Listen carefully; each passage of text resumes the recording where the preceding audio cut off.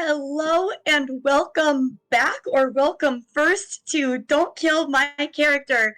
I am so excited about this. I had to write things down because I knew I was going to be so happy to be here again. Hi, um, I am Kate, aka Kate the Great Cosplays, and 2 years ago I started this channel, and now we get to celebrate its affiliate anniversary with a new series. So thank you for being here. Welcome back. I am so excited to hit the deck with a new story.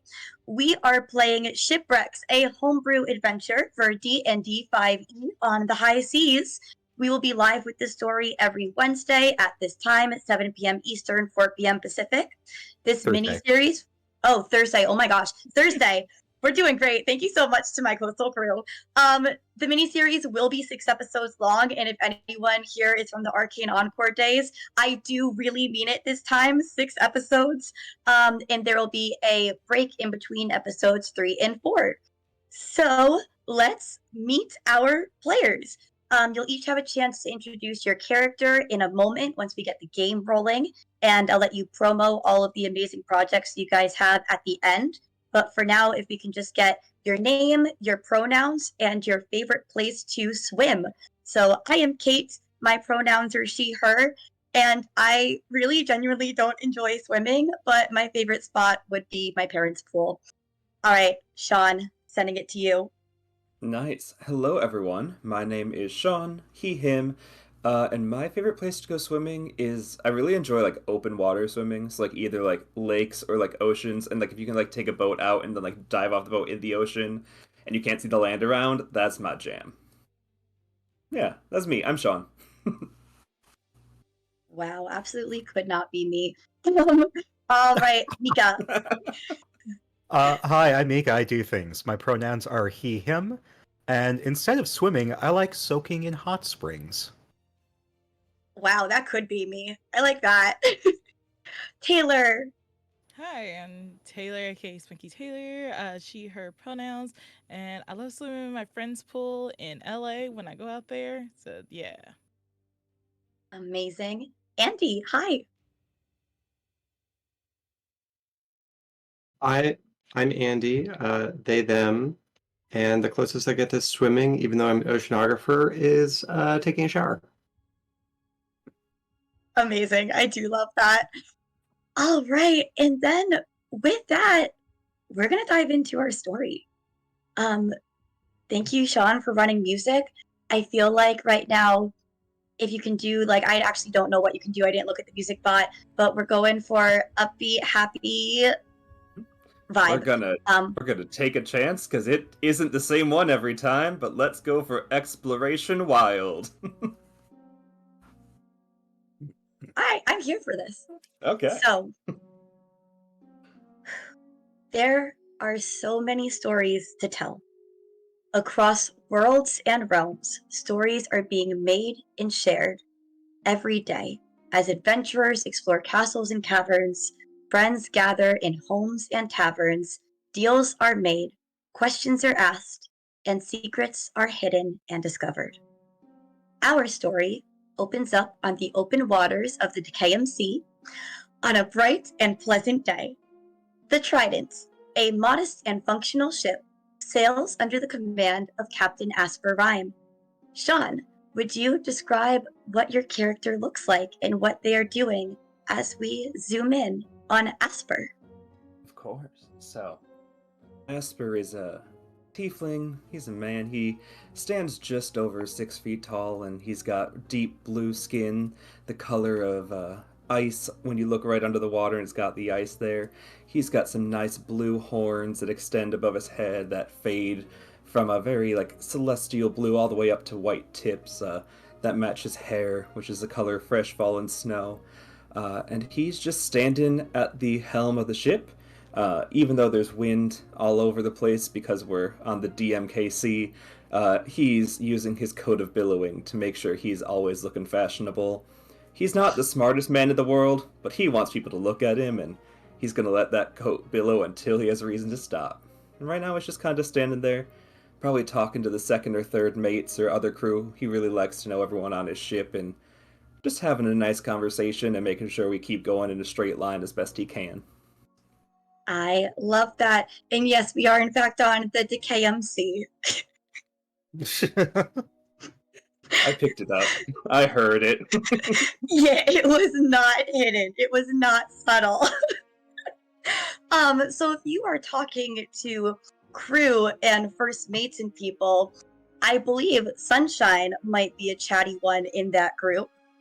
Do you think you would be? Andy? Do you think Sunshine would be there? Sure, why not? Shall I describe her? Absolutely. And if you'd rather say that she's somewhere else, you may. But let's move the camera over to wherever Sunshine is. Feel free to teleport my character wherever you want her. So she is a puke green, 3-foot tall goblin wearing an incredibly dapper, sort of purple and yellow uniform that she found in the sort of below decks of a Navy ship that she was recently on. She has sort of bug eyes, like just far too large for her head. And luscious sort of brown locks coming down around her face. So I think that the two... Well, so I think Sunshine might just turn to Asper and say, So, oh, go ahead. Just making sure we're still up because we're good. Okay. Go ahead, keep going. So, my friend Wavy wanted to try to convince you to change the name of your ship. Oh yeah, the Trident's a pretty good name, but I'm down for change. What's the Wavy want from us? Well, he was trying to say that, if you've got 3 points, you're a little bit too scattered, and a harpoon's a little bit more to the point.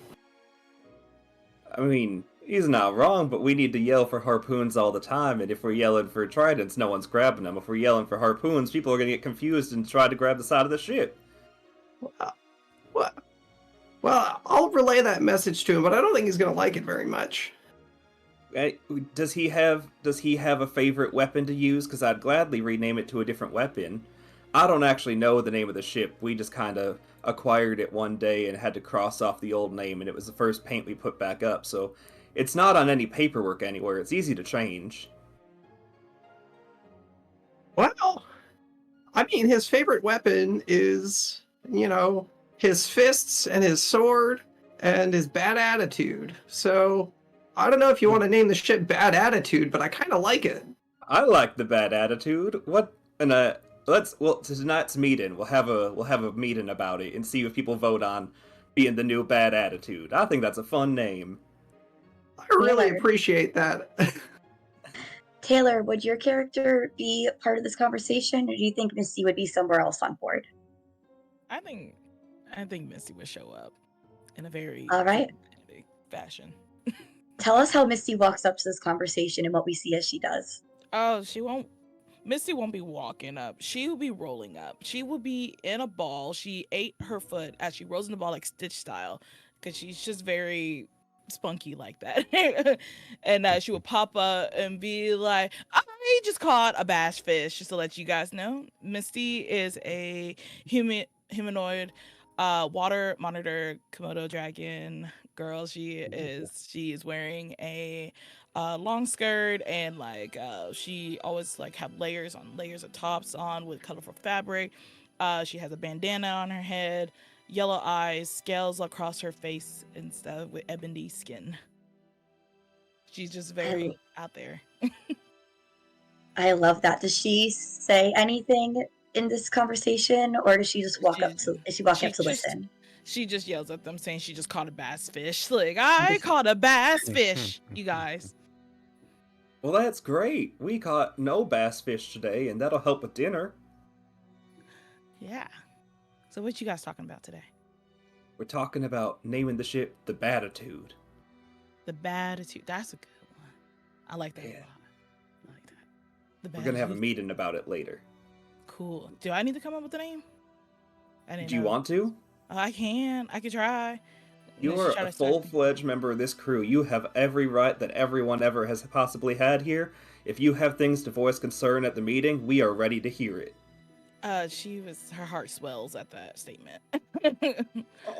And let's now invite Mika's character on board too. Mika, where do you think Lemon Mercy would be? Everywhere. Tell me about that. Yeah, so Lemon Mercy Jr., aka Lemon the Merciful, is a humanoid, short, squat puppet with an eye patch, and he's like furry yellow, and he's kept harumphing, shoulders up and down, waving his arms. "Rah, no mercy! No mercy! Rah! Ah, ah." And just running around like he's got the zoomies.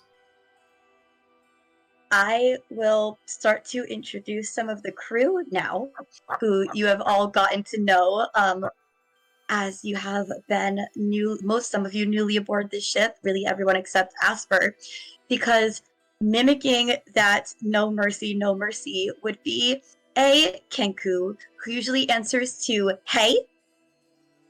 This Kenku, they, them pronouns, really does all of the odd jobs aboard the ship. Carpenter, cleaner, cook, although now that Sunshine is here, Sunshine is also taking on the cooking responsibilities. So you see Hey, the Kenku, also mimicking the mercy, no mercy. Rah, rah, Bah, bah, bah. rah. Also on board, way up in the crow's nest is your navigator, a gnome named Wisp. She does not speak very much, and when she does, she speaks very softly. You know her to be a bit cryptic, but kind-hearted enough when you can understand what it is she's getting at. You also know there is a cannon keeper above, a halfling named Freddie Aim. He, him pronouns for Freddie Aim. Very quick mover, very quick talker. And then you have the first mate, unless Sunshine has more words for that, Rafi, who is a half-orc. They, them, very task-oriented, but a kind heart as well. You guys have been aboard this boat for...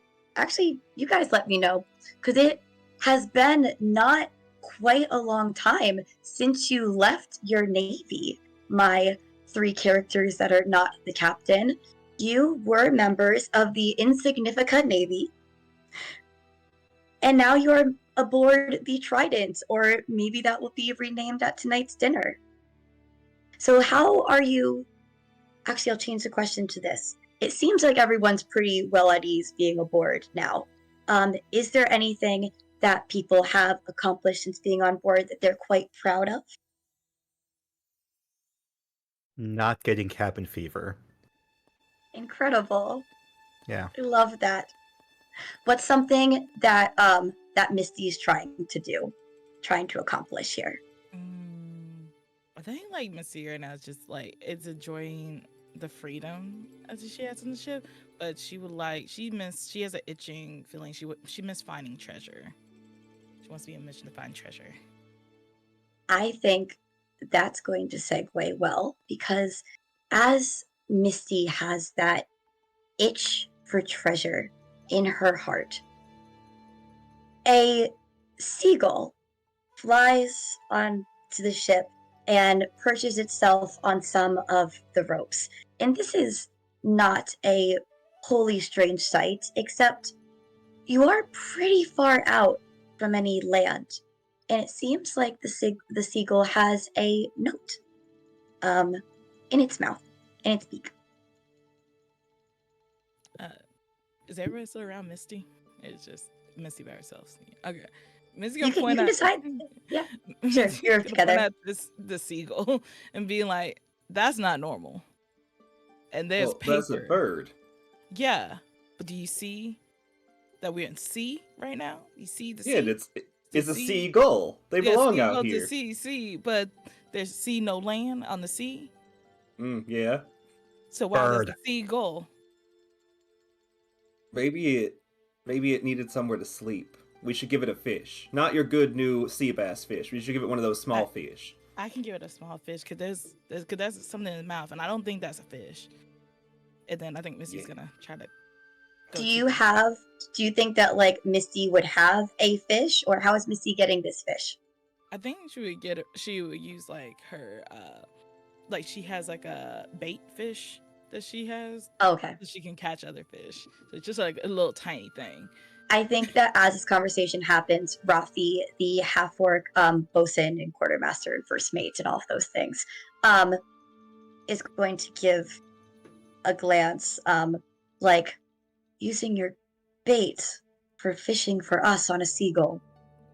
I can't stop you, but I can judge you, and gives you a side eye. That's fine to judge me, but that's a piece of paper, and I'm gonna get that piece of paper. All right. So, are you climbing the ropes to get to this page, Oh, to get to yeah. the seagull? All right. Yeah. So as you're climbing the ropes, why don't you give me an acrobatics check? And it's not going to be, it's not going to be an impossible roll because you're on a ship, you've climbed ropes before. It's just to see how well you do it. Should I do physical dice or should I do on Whatever you want to do, whatever works for you. Okay. Because I got a good old 18, 15 plus 3. Yeah. So why don't you describe what that looks like for Misty climbing these ropes? Oh yeah, it's like her favorite pastime to climb these ropes and stuff. People have to tell her to get down all the time as she is swinging up there. She is going what? Coming up, going up, like yeah, swinging, and as she make it up there. Also, she try to cool it down a little bit to make sure the seagull doesn't fly away. Ooh. So yeah, you're thinking, okay, let's be still enough so the seagull doesn't fly away. But no matter how much you move the rope, the seagull doesn't seem too bothered. The seagull's just there, waiting for you to approach. And as you get close, like you're pretty close to the seagull, and this is closer than you feel like you've ever been able to get to a bird without it, skittering off. This bird is waiting for you. That's like, you're a brave little fella, aren't you? I have a fish. Can I have that note? The seagull will just drop the note into your hand, and looks at the fish like it doesn't even fully understand what it is or why you're giving it, but something seems to snap into place. We'll take the fish, and we'll fly up, but to perch on the crow's nest above you. Like, Missy would think that is weird, but she did. But everything on this ship is weird. But she is sitting up there and being like, "I got the note. I'm gonna try to read the note." What's it say? Still in the crow's nest too, where the seagull has landed, is the navigator Wisp, who regards this bird but doesn't seem to think too much of it. Then again, she doesn't seem to react much to anything at all. So you open the note. Yes. The note says, "Find yourself. But first, find the timekeeper before this time runs out. It is in common." Misty will look at it, squint her eyes a little bit, think about it. It's like, find myself. But then, like, reads the note out loud, screaming down below at others. I think it's a riddle. Oh, I ain't very good at those. What's it say? Find I'll your... put- Oh, yeah. Yeah, I can put it into our Riddle. chats. All right, so I'm putting it into all chats. There you go. Okay. So, like, Mr. Yella, it says, find yourself, pause, but first, find the timekeeper before this time runs out, pause. Well, that sounds like complete nonsense. Hold on, give me a minute. I'm going to put my thinking cap on. And she takes a feathered cap from a satchel of hers and puts it on her head, and her intellect is raised to 19. This is a feathered cap of intellect. Can I make a roll to try to solve what this means? Or, like, is there any way that I might know anything about what the timekeeper could be? I will let you make a roll for that. Yeah. Make this. I mean, yeah. I just say, probably just a straight intelligence roll because this isn't. Yeah, straight intelligence roll. That is a 13 plus 4 for a 17. 17. So you get the sense that you're focusing on the right part of this, right? It says, but first, you're like, okay, so the immediate thing to do is something to do with this timekeeper. And you get the sense that that might be a physical item. You know that birds like to find treasures, find, things that they find birds can be treasure hunters. So although this bird seems a little bit strange than most birds, you think that what you're looking for here is probably a physical item. So the bird, via this note, is telling us we should be looking for some kind of watch, perhaps a physical item, maybe a clock, sundial. Anyone in the party have a passive perception above 15? 17. I'm at 15. I'm at 14, surprisingly. So I will say, for Lemon Mercy, once this is being read and this conversation is happening, you notice your Kenku friend start to kind of whistle and chatter and make, the little random noises that Hay likes to make and leave. And Freddie Aim is like going below deck, and Freddie Aim is going to follow. So they seem to be leaving the deck while this happens. I'm just gonna say you clock that. Suspicious. And then, with my harumphy shoulder, I'm gonna follow them. You're following you're following Hay and Freddie Aim? Yes. Should I roll stealth? If you want to sneak to follow, then yeah, roll stealth. Cool. Why is my stealth not higher? What did I do? You are in fact a rogue. A rouge Yeah, rogue. why did I not shoot? What? Did you not Whatever. Use proficiency or expertise or something? I mean, how I much didn't choose sneaking are you expertise really for stealth. how Well, much that's what I sneaking are you figured. going to have to do on the sea, really? It's fine. It's fine. I think that was my thought process. So anyway, Yeah. it's a 16 plus 3 for a 19. That's a good sneak. So you sneak below deck, and do you want any of your other player crewmates to be aware? Are you making them aware of your sneaking, or is Lemon Mercy just kind of going off? I just kind of rah, wave my arms, rah, finger Okay. above mouth, and then sneak. So you guys are aware of that. Missy's watching up above. So It's I'm like, going to. Mercy. So as you get below decks, you see that Freddie Aim is going towards the cannons where they normally hang out as the cannon keeper, and Hay is going into the kitchen.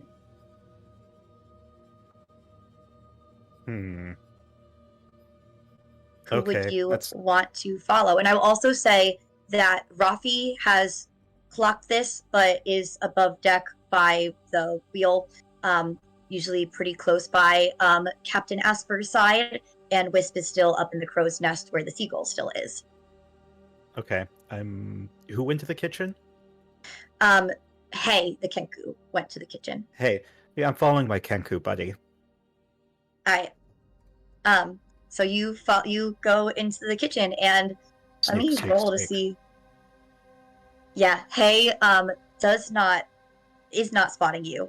Rolled high, but not high enough for an 18 stealth.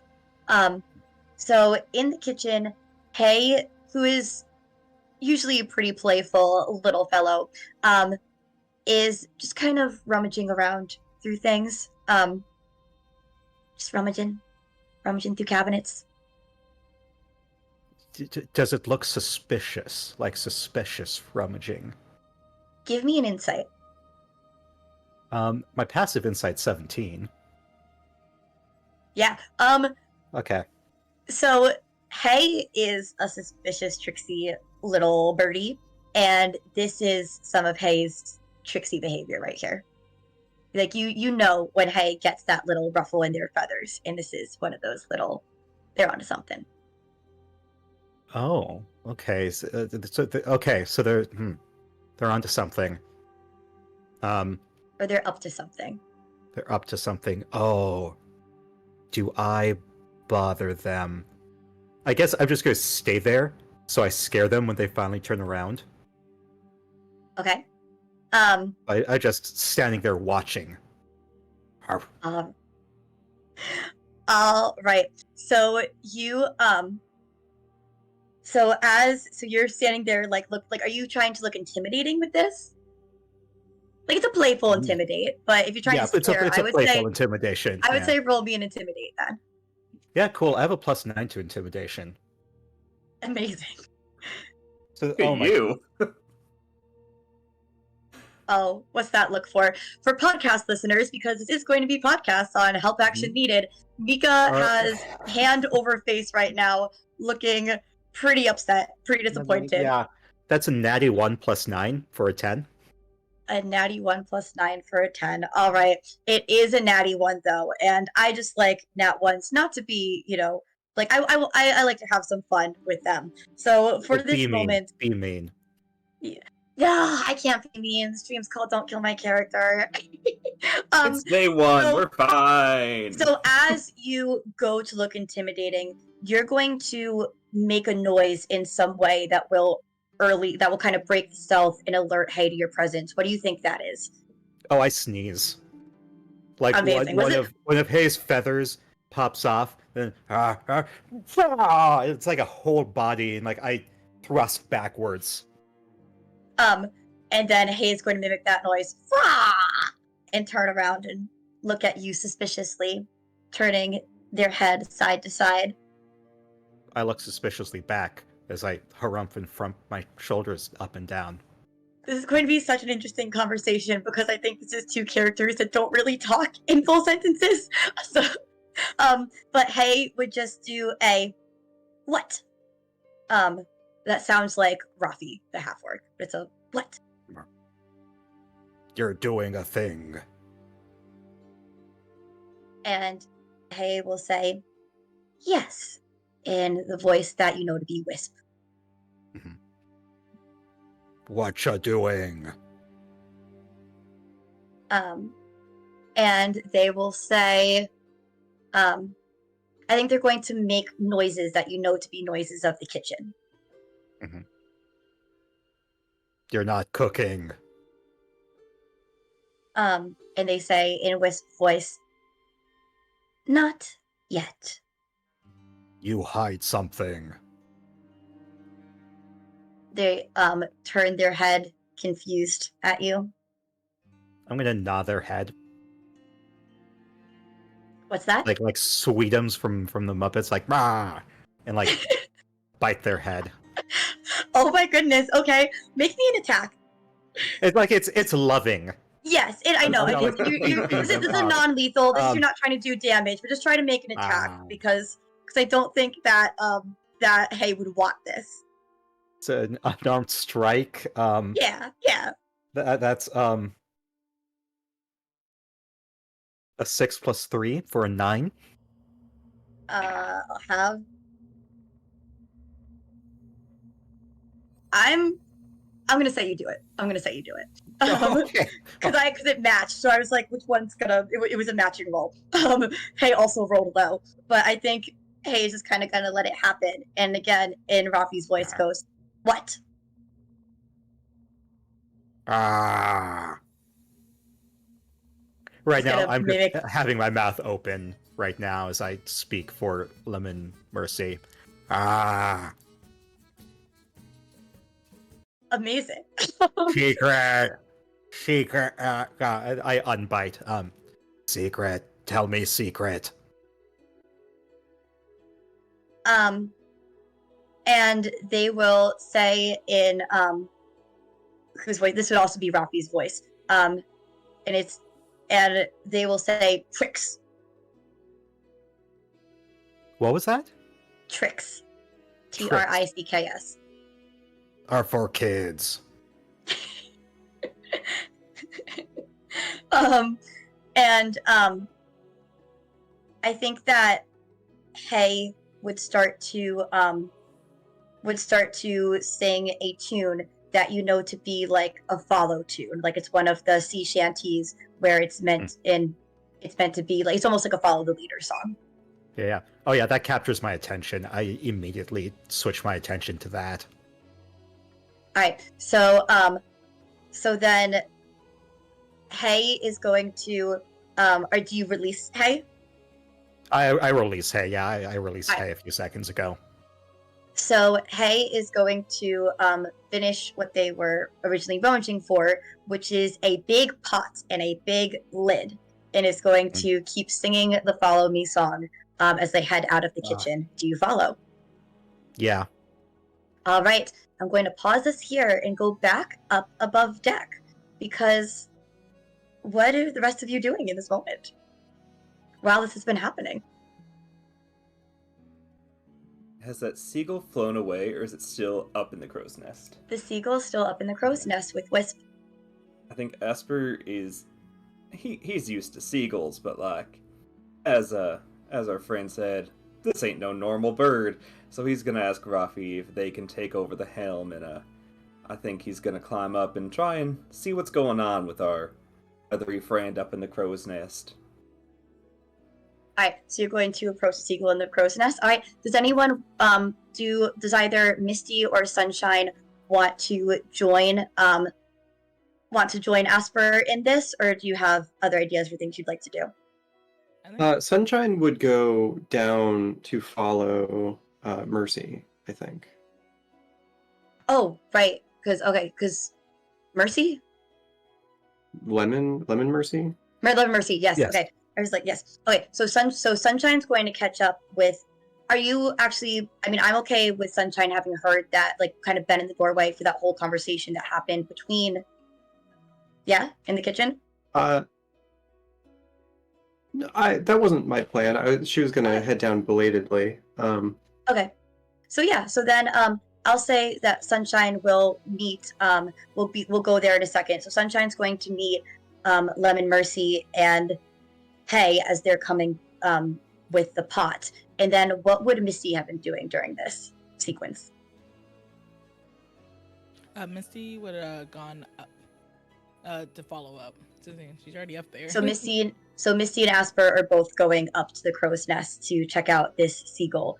Let's go there first. So I'm not going to make you roll for it unless you want to yourselves to see how cool it looks. But I'm good to say you guys climb up the ropes. I'm like, what's my acrobatic score? No. I do not No. want to roll for that. I But would like to safely and calmly climb the ropes.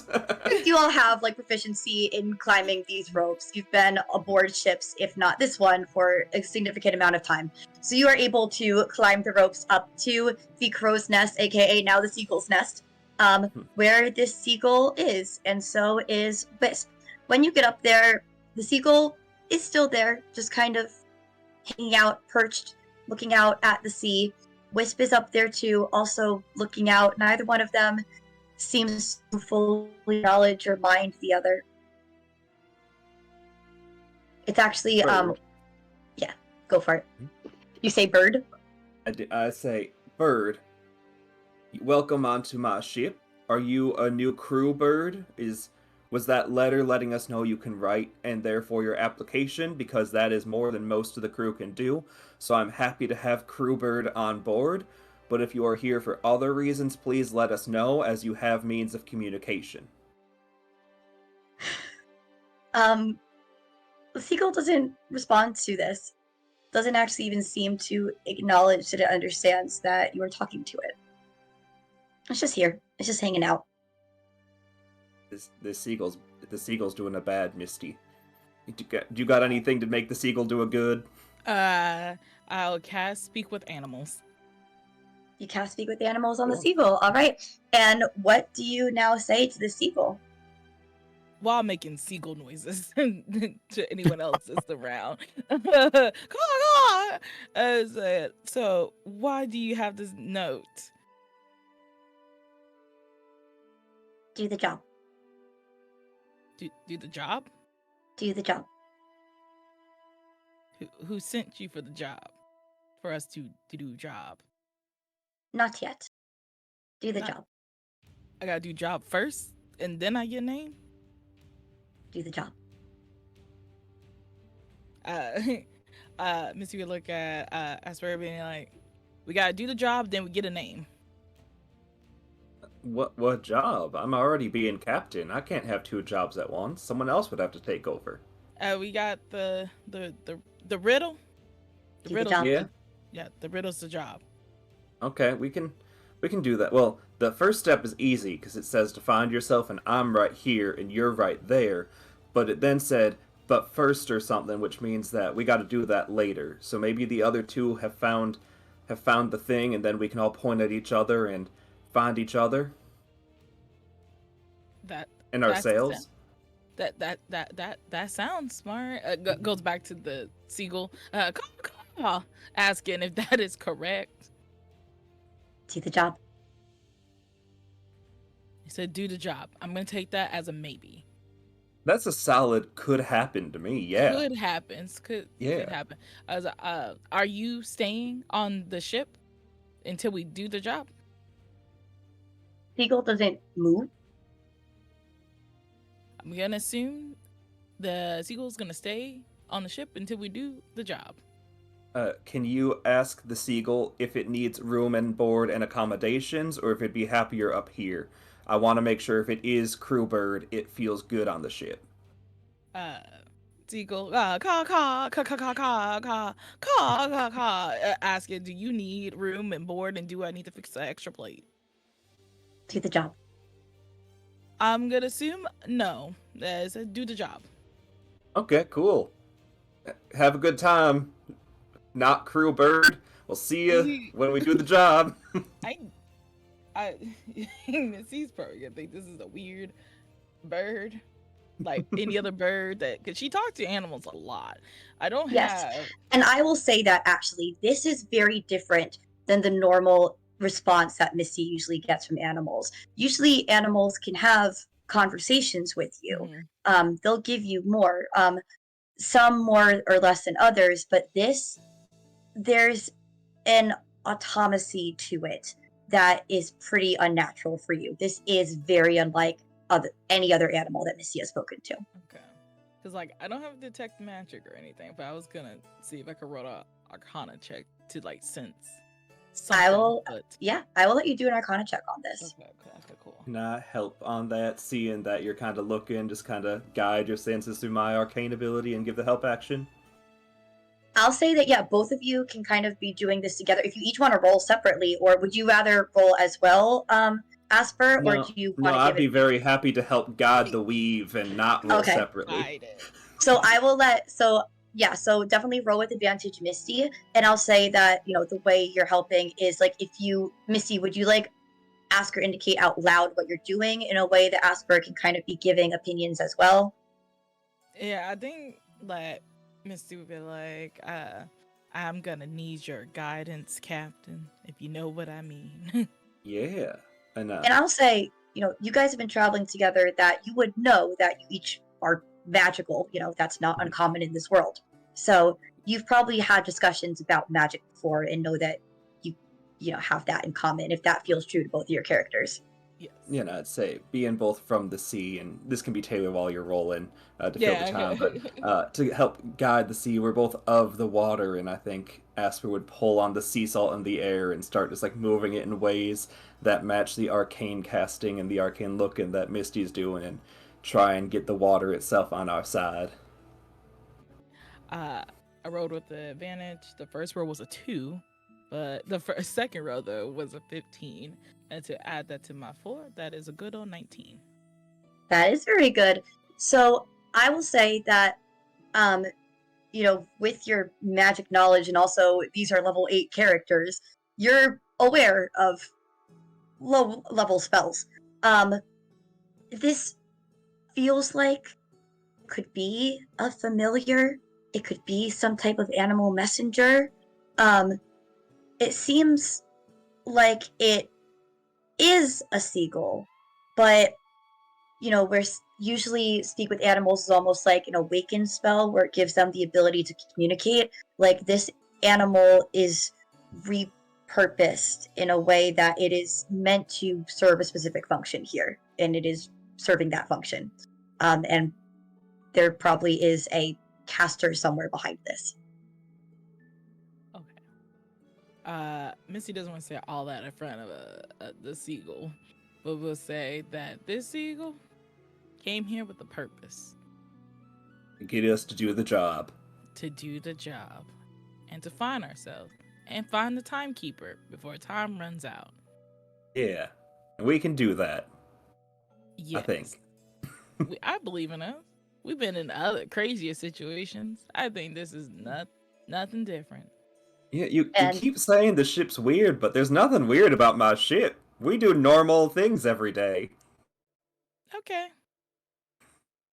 And I think we'll go from there, back down the ropes and under the boat to where Sunshine, gotta use these character names, is now meeting, I want to say Lemon Leia. Lemon Mercy. Oh, different and Lemon. Hay. No. Lemon Mercy and Hay. So Sunshine, you see Hay with this pot leading Lemon Mercy back up, and you kind of walk into each other in this moment. And Hay will go, "Hi."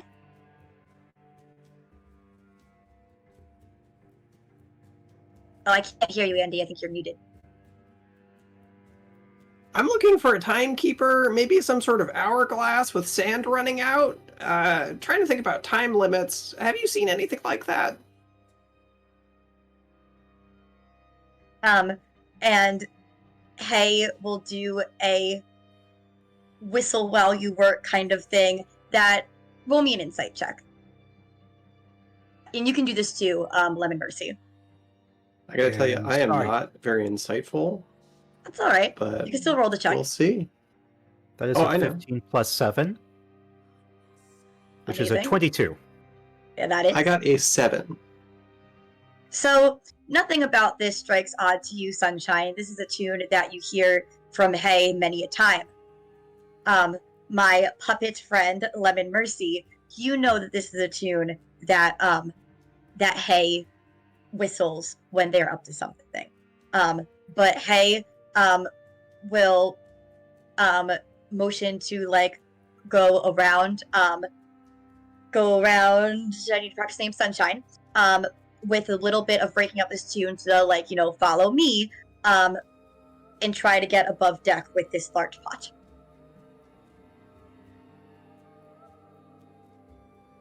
Do either of you go to stop, or are you following?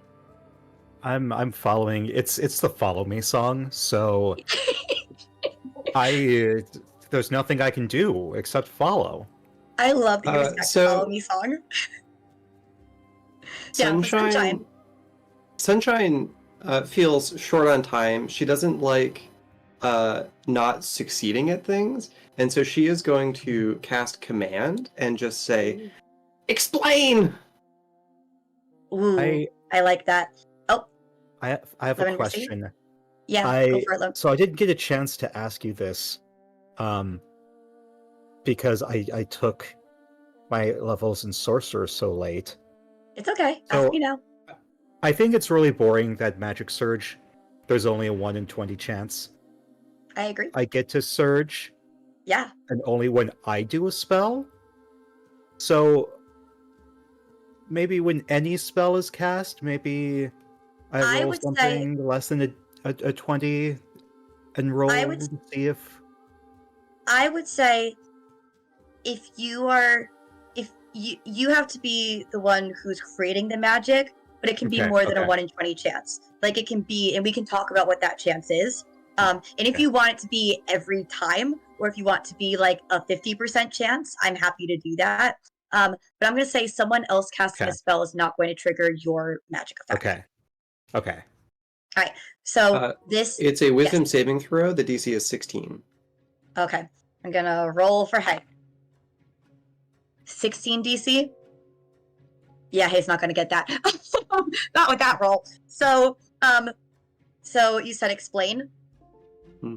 So Hay starts to make a TikTok sound. And like looks like upset. And then we'll mimic Freddie Ames' voice and say, "We'll keep it in here. We'll keep it in here. We'll keep it in here." Ape what? Well, Hay seems to know what's going on, so I guess I'm following the bird. All right. So with that command done, Hay, who is they them pronouns, and yeah, well, I'll send you guys these. Hay is going to. So you let Hay above deck. You said you follow. So Hay's going to go above deck. And here's where our parties will converge, because Hay is going to be looking up at the crow's nest with this pot, realizing that they cannot climb up the crow's nest with this pot, but they want to. They want them and the pot up the crow's nest right now. Oh, are they trying to catch the seagull? Do you ask Hay that? Are you trying to catch the seagull? Catch the seagull? Mimicking your voice. So that's exactly what I asked, and you made it sound like a question, and so I'm still confused. You made it sound like a question. You know that Kenkus can only mimic. But you said that, but they repeated catch the seagull in response to your question. Perfect. Well, I guess that's the deal. So does this character seem like they're going to be able to get up there very easily? I mean, they don't have any hands, right? So I will say that, do Kenkus have a flying speed? I don't know. No. So, like, Hay can climb the ropes, but Hay cannot climb the ropes while also holding this large pot. And everyone is together at this point. So I'll say that Asper and Misty, you are still up in the crow's nest, but you can look down and notice this is happening. And then Hay and Sunshine and Lemon Mercy are all now at the bottom of the ropes. Well, Misty, do you want to ask Crewbird if it would go in the pot for us? It might be a good home. A pot? Are we about to cook the sea? No, it'll just be the new bed. He didn't want a regular bed. This will be the new bed. Okay. Miss, we'll go talk to Crewbird in just a sec. Would you like to go into the pot? Not yet. Crewbird said not yet. Okay. Looking down to Hay. Crewbird will go in the pot, but not yet. We gotta do something first for Crewbird, I think. I will say Asper and Misty, roll me a. I'll let this be like an investigation, like intelligence. I'll just be an insight check, but you can use intelligence or wisdom for it. Okay. So roll insight. If you have proficiency, add your proficiency, but you can use investigation or wisdom for this. +1 to that, and that is a 17 total. Nice.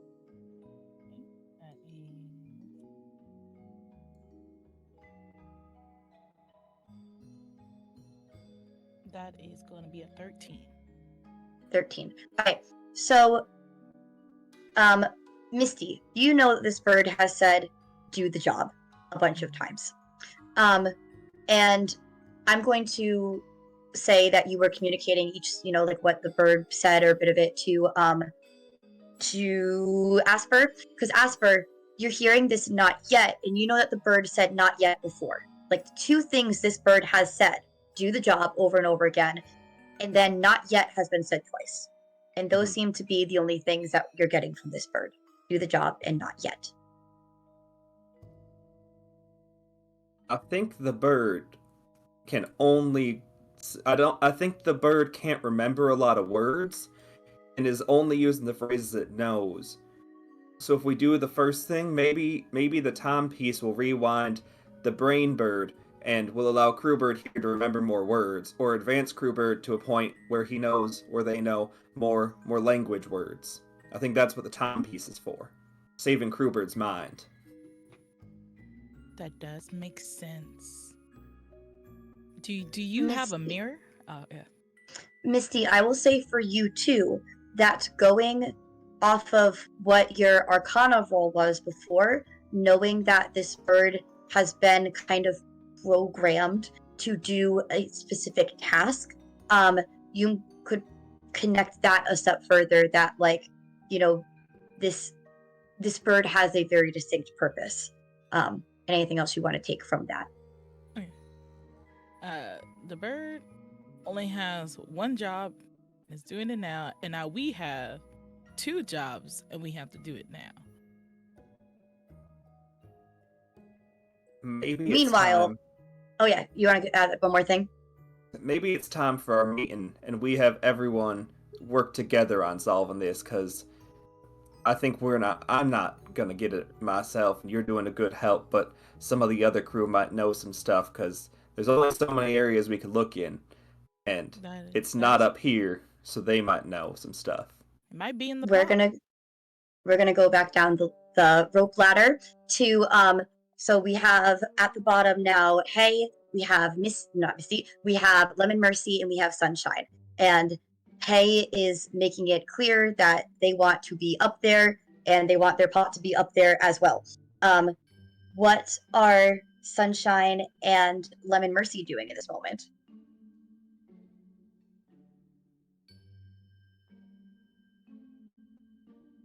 Find ourselves, so eat, pray, love. Maybe we need a mirror? So, you hear from Hay in the voice of Freddie Aim, "Don't just stand there, help me!" And will put the pot down and start to climb themselves up like halfway, looking back down at the pot. And you, both. I want to just tie the pot to my back and climb up the mast. I want to catapult. You want to catapult the pot up? If I cast catapult, can I catapult?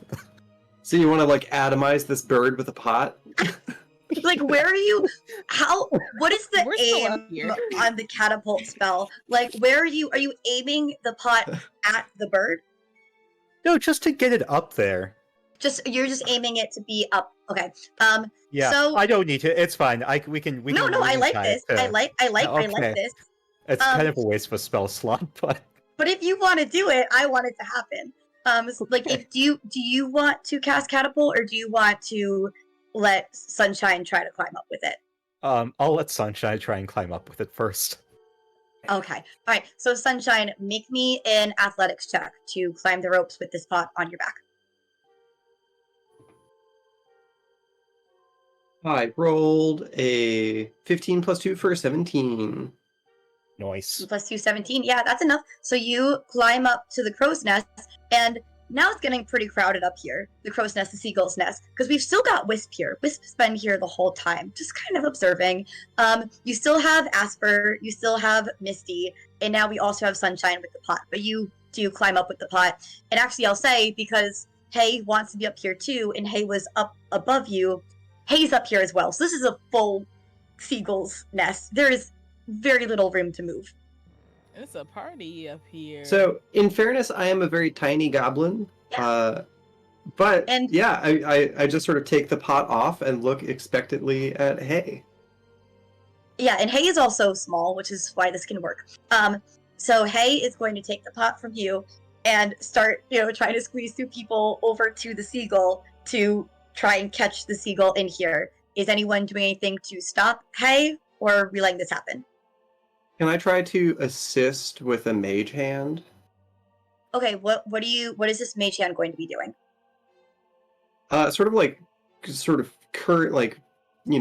Trying to shepherd the bird into the pot so it doesn't like fly away. It's more like a angling Okay. kind of thing. Yeah, I get it. I get what you're doing. All right, so Sunshine is using Mage Hand to try and kind of push the seagull into the pot. does Asper want to do anything this moment? Yeah, I think Asper's gonna try and command Hay and be like, "We cannot put Crewbird in a pot until Crewbird is ready. This is not how we treat our new crewmates." All right, so Asper is trying to dissuade Hay, and then Misty, is there anything that you want to be doing at this moment? Missy's just gonna say, "Hey, we gotta finish our one job first, and then Crewbird can go in the pot." All right. So I'm going to have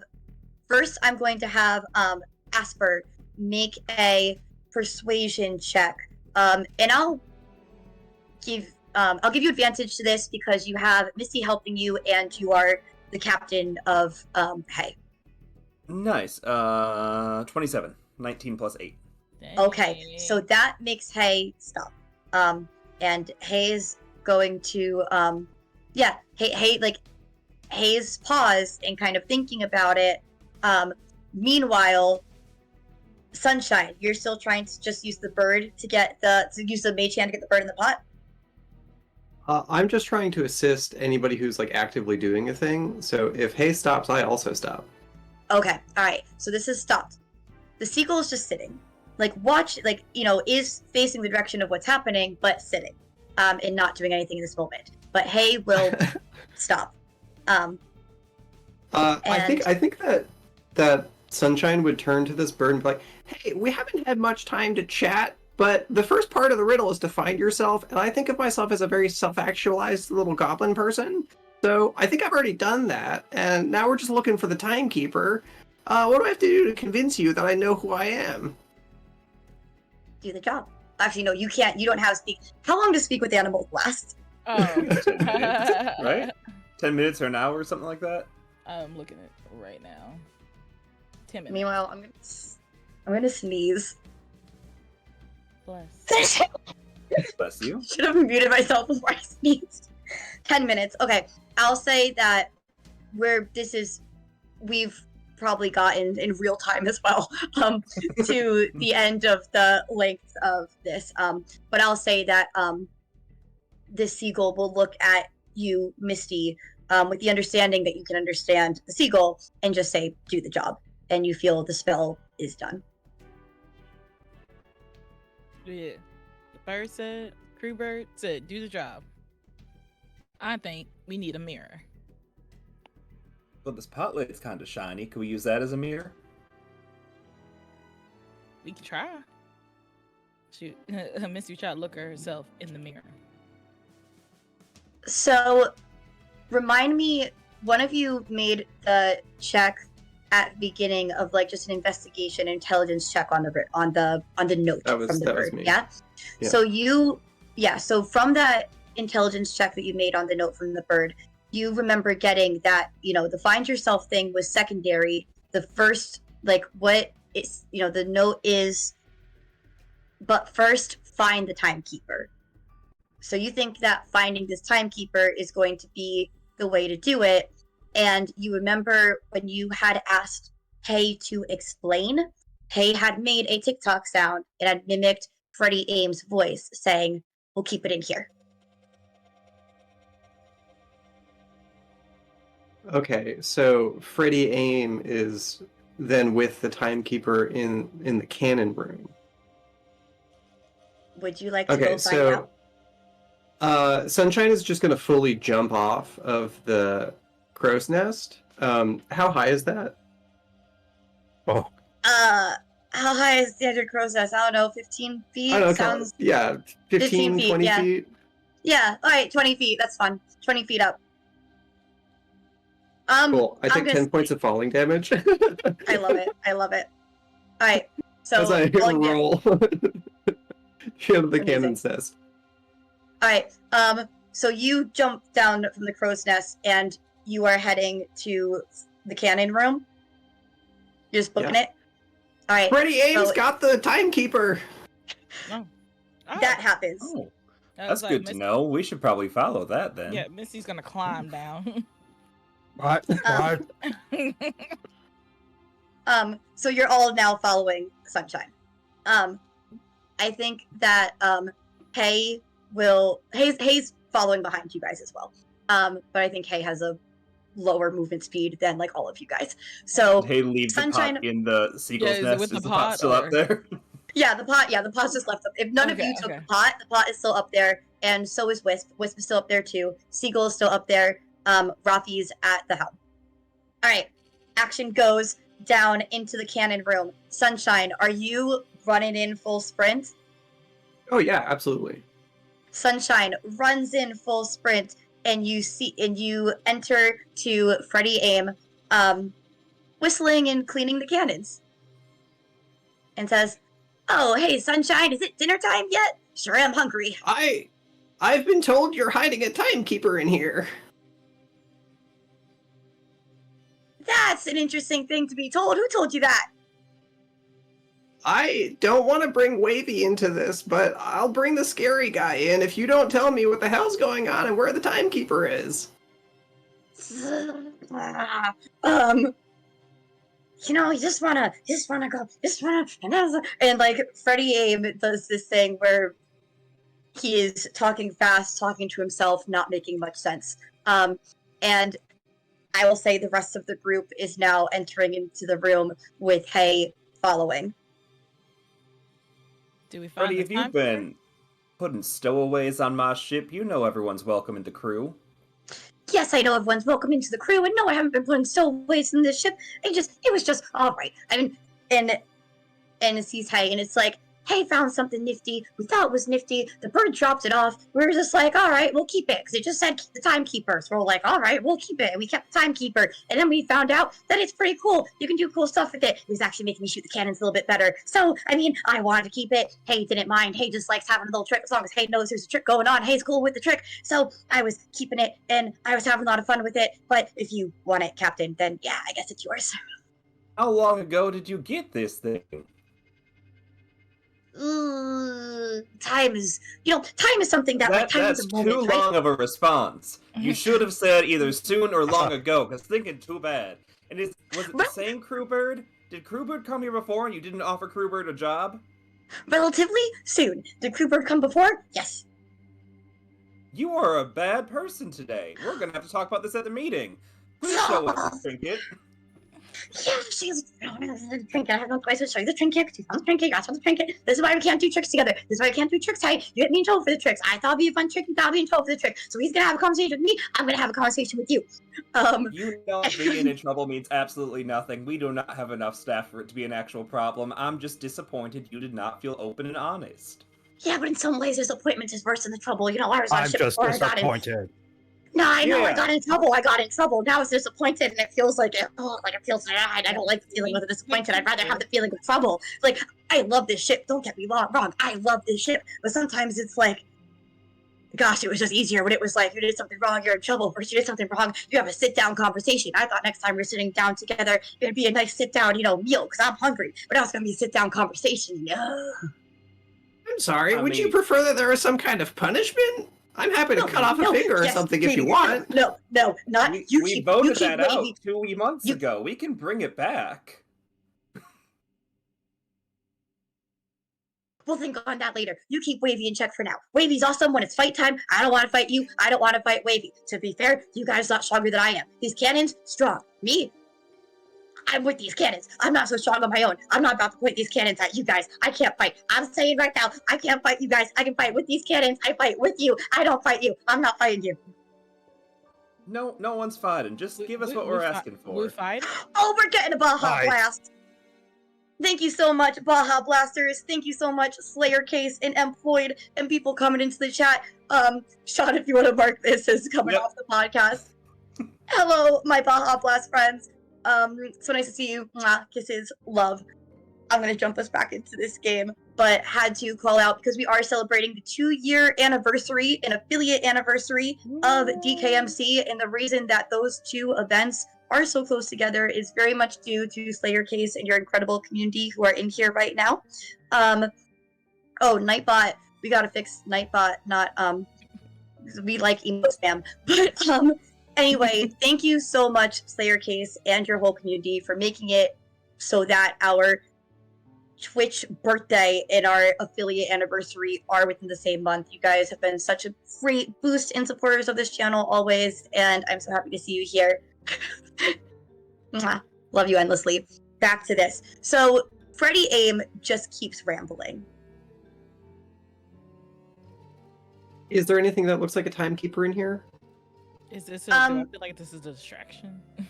So, I'm not even gonna have you roll insight. Freddie Aim is actually sure. Roll insight for that. If we have mods that can fix the Nightbot emote because spamming, because that's not spam. I love the emotes. And then for Sunshine looking for the timekeeper, are you just like kind of glancing around the room, or are you going to like be rooting through things? Yeah, I'll start rooting through things. Okay. So Sunshine, then make me an investigation check to try and find this timekeeper, and Misty insight roll. 24. All right, 17. 24 insight first. You know that Freddy, it's a mix, because Freddy is forgetful of what the actual aim is, haha, in regular situations. So there's a bit of like, it probably started with Freddy, from this 24 insight, it started with Freddy not wanting to give up the cool trinket that he found, and it's just become that he has been totally distracted and forgotten why you're here in the first place now. I will also say with that 24, Freddy's not a nefarious guy. He's not trying to like really trick anyone here. It's more so that he found something cool and he wanted to keep it. Is he a little bit greedy? Yeah, but it's not evil. And he probably just didn't even realize that, again, he's forgetful. He's very in the present moment. He'll forget what happened 30 seconds ago. And then Sunshine, with your investigation roll, I will say that you are looking around the room, the crevices of it. Freddy has been pretty open with showing anyone who wants to know where things are stored in this room and how the cannons operate. So you're pretty familiar with it all already. And you will see pretty close to the cannon box is a floorboard that easily removable, and under the floorboard is a little locked box. Well, I pop it open and take out the box. Yes, okay, so you have the box in your hands now. So you all see Sunshine. How are you opening this box? It is locked, and it looks like it's locked by a key. I have thieves' tools. It's locked by a key. Great. Yeah.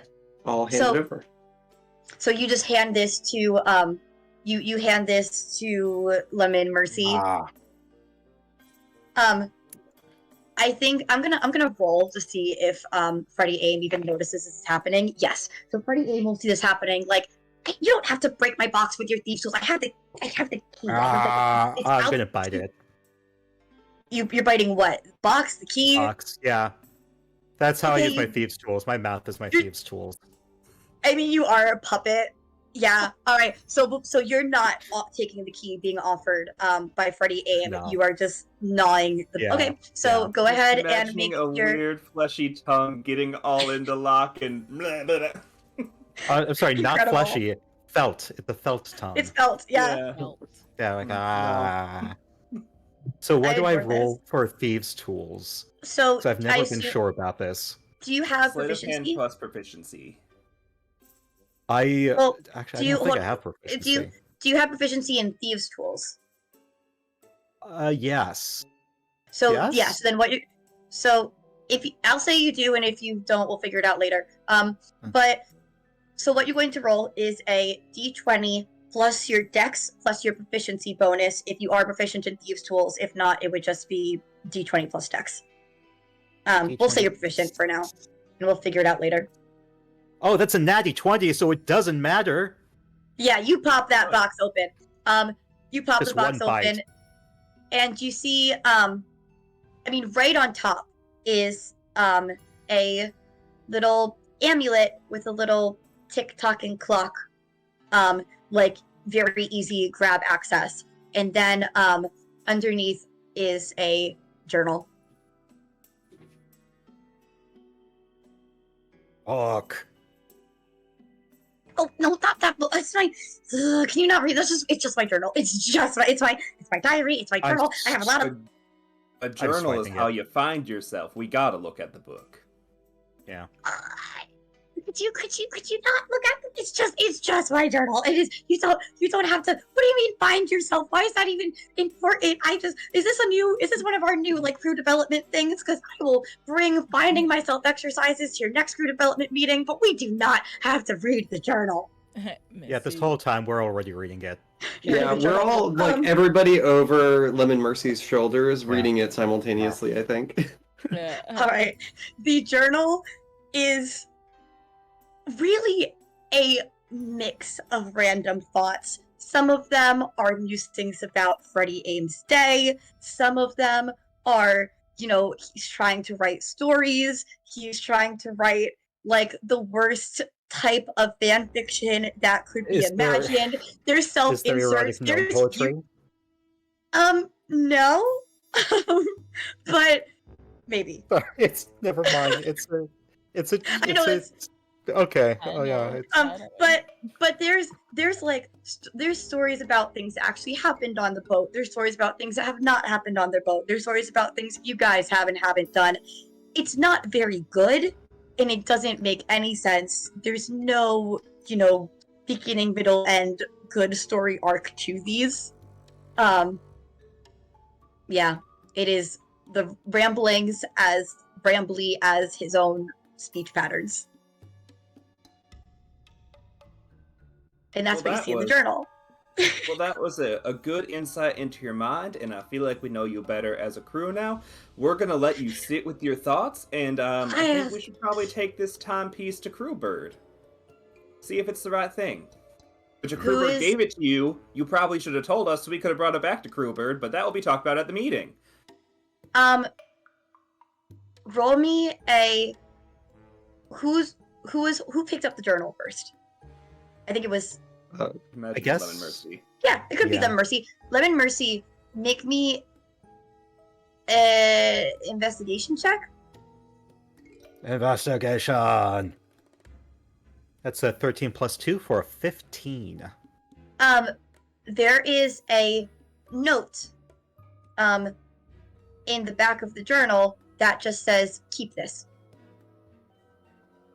Little slip of paper note. Keep this. Keep the note who is or keep picking the up? journal?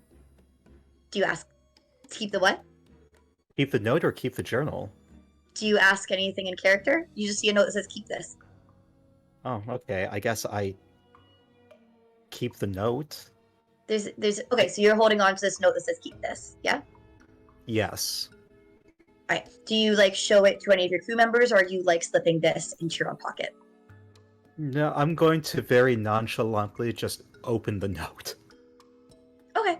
Yeah. So you're not trying to hide it per se. You're just... No.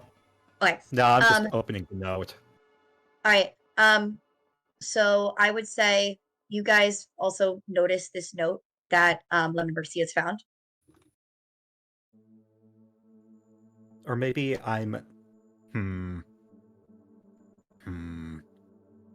Now I'm going to try and be sneaky about it, but very poorly, and just turn around and hunch over and try and open it. Do you want to roll a sleight of hand or stealth thing for this? Okay. Yeah. All right, go ahead. I'll do sleight of hand with my... Yeah, do a sleight of hand. So that is a 6 plus 9 for 15. Do any of you guys have passive perception over 15? Nope. I have at 15. Absolutely not. I'm gonna say, are you okay with Misty noticing this then? Just Misty? Yes. Yeah, I'd say because Meets It Beats It is hard when it's players, but yeah, I'm gonna say Misty. You notice Lemon Mercy turning around with this note. But while that's happening, Asper, you said let's take this to the bird. Are you picking up the amulet to take up to the bird? Yeah. All right. So you pick up the amulet. You're walking towards the bird. Misty, you notice Lemon Mercy. Sunshine, would you be following Asper? I think that you told Freddie Aim to just kind of sit with his thoughts, so he's going to do that. Yeah, I would follow Asper. All right. Asper and Sunshine are going up. Misty, what would you like to do as you notice Lemon Mercy trying to hide this note? What you got there, Lemon Mercy? Ah.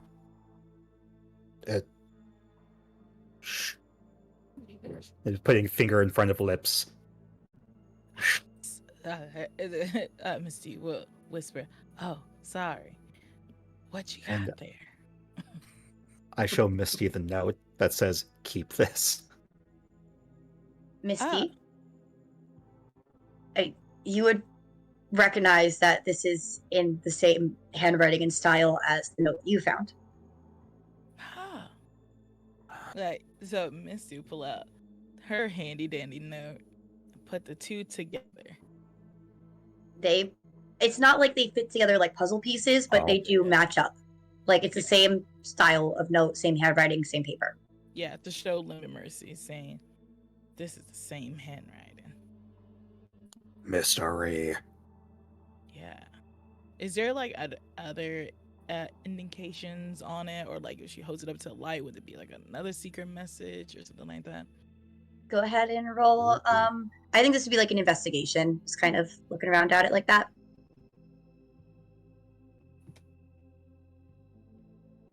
Oh, did I take this cantrip? No. Yes. 17. Yeah, it really just seems to be plain note, plain paper. What were you trying to do? Yeah, Lemon Mercy?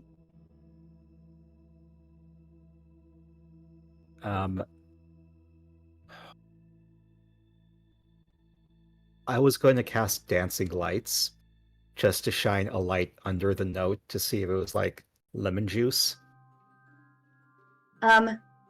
Yeah, so you can you have that cantrip or no? Yes. Yeah. All right. So you put the casting lights under the note as Misty is looking at it as well, and I'll say it just aims to confirm what Misty already believes. Nothing really is coming up as inherently magical about the note. I eat the note. Both? I don't eat the note. I don't. Okay. All right. So is there anything else with this scene here? You notice that the two notes are the same, but there doesn't seem to be anything inherently magical to them. Freddie Aim is still sitting in the room, just kind of rifling through the journal, trying to remind himself what he wrote that you guys have now seen. Is all the note says just keep this? Keep this. It's okay, so there's nothing else on the note. It's just that. No. Just Okay. keep this. Okay. Missy's gonna be like, "I'm gonna keep the notes together, if that's okay with you, Lemon Mercy." Yes. So, Missy will fold up the notes to keep and save keep in her bag. Freddie Aim is like Freddie, are you guys trying to, I mean, this conversation is kind of in the same room as Freddie. Are you trying to like keep it quiet from him, or because this note was found in his journal, or are you just Oh, actually, I kind of want to ask Freddie since it was in his journal. Yeah, I was gonna. You can ask Freddie, yeah. Freddie. Because Freddie is going to, like, as he's writing through the journal, like, you didn't take any other pages. You didn't take any pages out, did you? Note. Because this is all proprietary information. This could be a real story one day. I think I really got something here for some of this stuff. And look, I mean, I get like you might be in some of the stories, but I think they're legally distinct enough where you couldn't prove that you in any of the stories. But if you were going to give me a hard time about it, I'd say, once they make X amount of profit, I could maybe give you a cut of some of the stories. But that's like, Do you remember our breathing exercises? yeah. What's up? It's gonna be okay. So it's fine. Yeah, it's gonna be fine. I'm not saying it's not fine. I'm just saying there's a lot to say, is what I'm saying. Is that you read my journal, and I think that should come up at the next group meeting, is how you guys read my journal. We'll talk more about the meeting, but you hear something from us first. And now this is your way to rectify that. And we'll talk more about it in the meeting. But first step, notes. Why you have these notes, why are they the same handwriting? And is these your handwriting? It's not my handwriting. You can see that's not my handwriting. You know what my handwriting looks like now. Yeah. I didn't have 2 notes. I had I had the 1 note. I had to keep this note because it came with the amulet that Captain has confiscated from me. Okay. That note, the second note was from the bird. Yes. Okay, this wasn't. But now you're picking up what I'm putting down.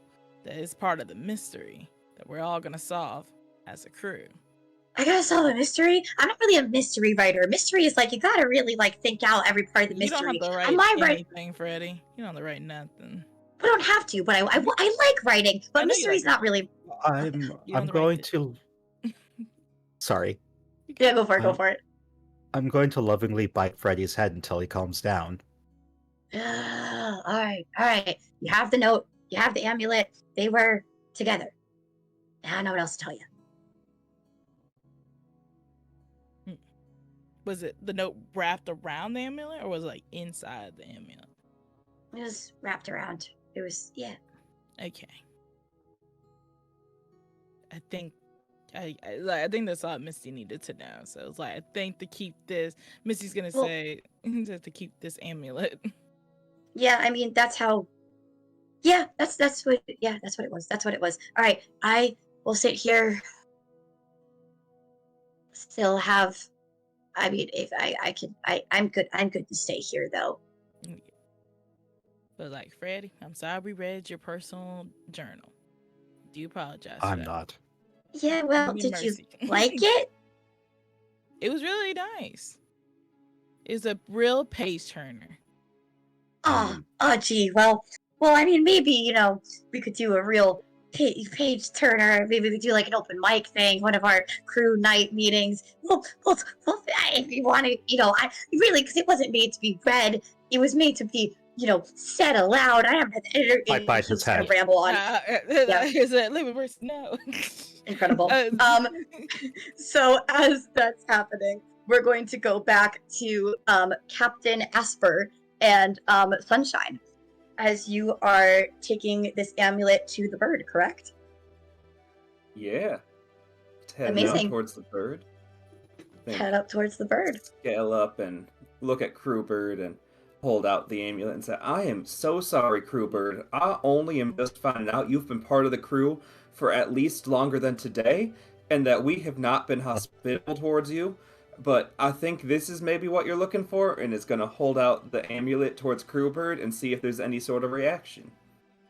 I will say that as you got to the ladder that climbs up to the crow's nest, Hay was still was on the deck of the ship, just making themselves busy with the odd little tasks that Hay likes to do, cleaning and whatnot, manning sails and things. You don't need to be an expert on how boats work to run a boat campaign. I'm here to show you that, because I don't know. But yeah, Hay is still on deck now, just going about their own business. But you head up to the bird. The bird sees that you have this and nods. So now you're ready to join the crew and you want to live in this pot? Bird flies away. The bird actually will look. The bird will look at before the bird flies away. The bird will look at no, Misty's not there. So Sunshine and Asper are there. The bird's going to just cock its head in a way that it did a few times while Misty was talking to it, and then it flies away. And I think Wisp is also still up in the crow's nest, seagull's nest. But I think that Crewbird head leaves. nod, I think it used to mean do the job, so maybe now it means the job did be doed. So I think we succeeded, and Crewbird will be joining us back when Crewbird has more Crewbird tasks, maybe. We should have fish ready for next time, because I don't think that Crewbird liked that we had fish from pockets this time. Incredible. I am just realizing that I have not been keeping track of the rewards that have been being redeemed in the chat. So if any have happened that I have missed, if a mod can let me know. But I do see the one that just came in from Leathertown Gaming. So great to have you here. Love you very much. Miss you very much. So our cleric, which is Misty, you have advantage on any roll you want. And if there are any other channel rewards that have been tucked away, if a mod can let me know. I think that's been our first one. Thank you. Amazing, thank you. Advantage for Misty from the original cleric of Dekayem Sea and the cleric of my heart. All right, let's jump back in here. So yes, I don't even know where we are. We were in the seagull's nest with Crewbird just flew away, and Crewbird just flew away. Yeah. It might be time for a ship meeting, though, because lots of things have happened in the last hour that are not here for crew unity. It might be time for a ship meeting, sure. Sunshine, how are you doing anything in this moment of interest? Because you did follow Captain Asper. Are you? Yeah. What are you doing now? I mean, has anybody inspected the timepiece at all? Like, do we? No. And the timepiece is still in Captain Asper's hand. Crewbird did not take it. Hey, can I see that? Yeah, of course it can. Hands it over. Perfect. And I'm gonna sort of inspect it and see if there are any like pieces to take off, or like inscriptions on it, or I don't know, secret switches, perhaps. Yeah. Go ahead and give Maybe me a mirror. Go ahead and give me an investigation check. Sure.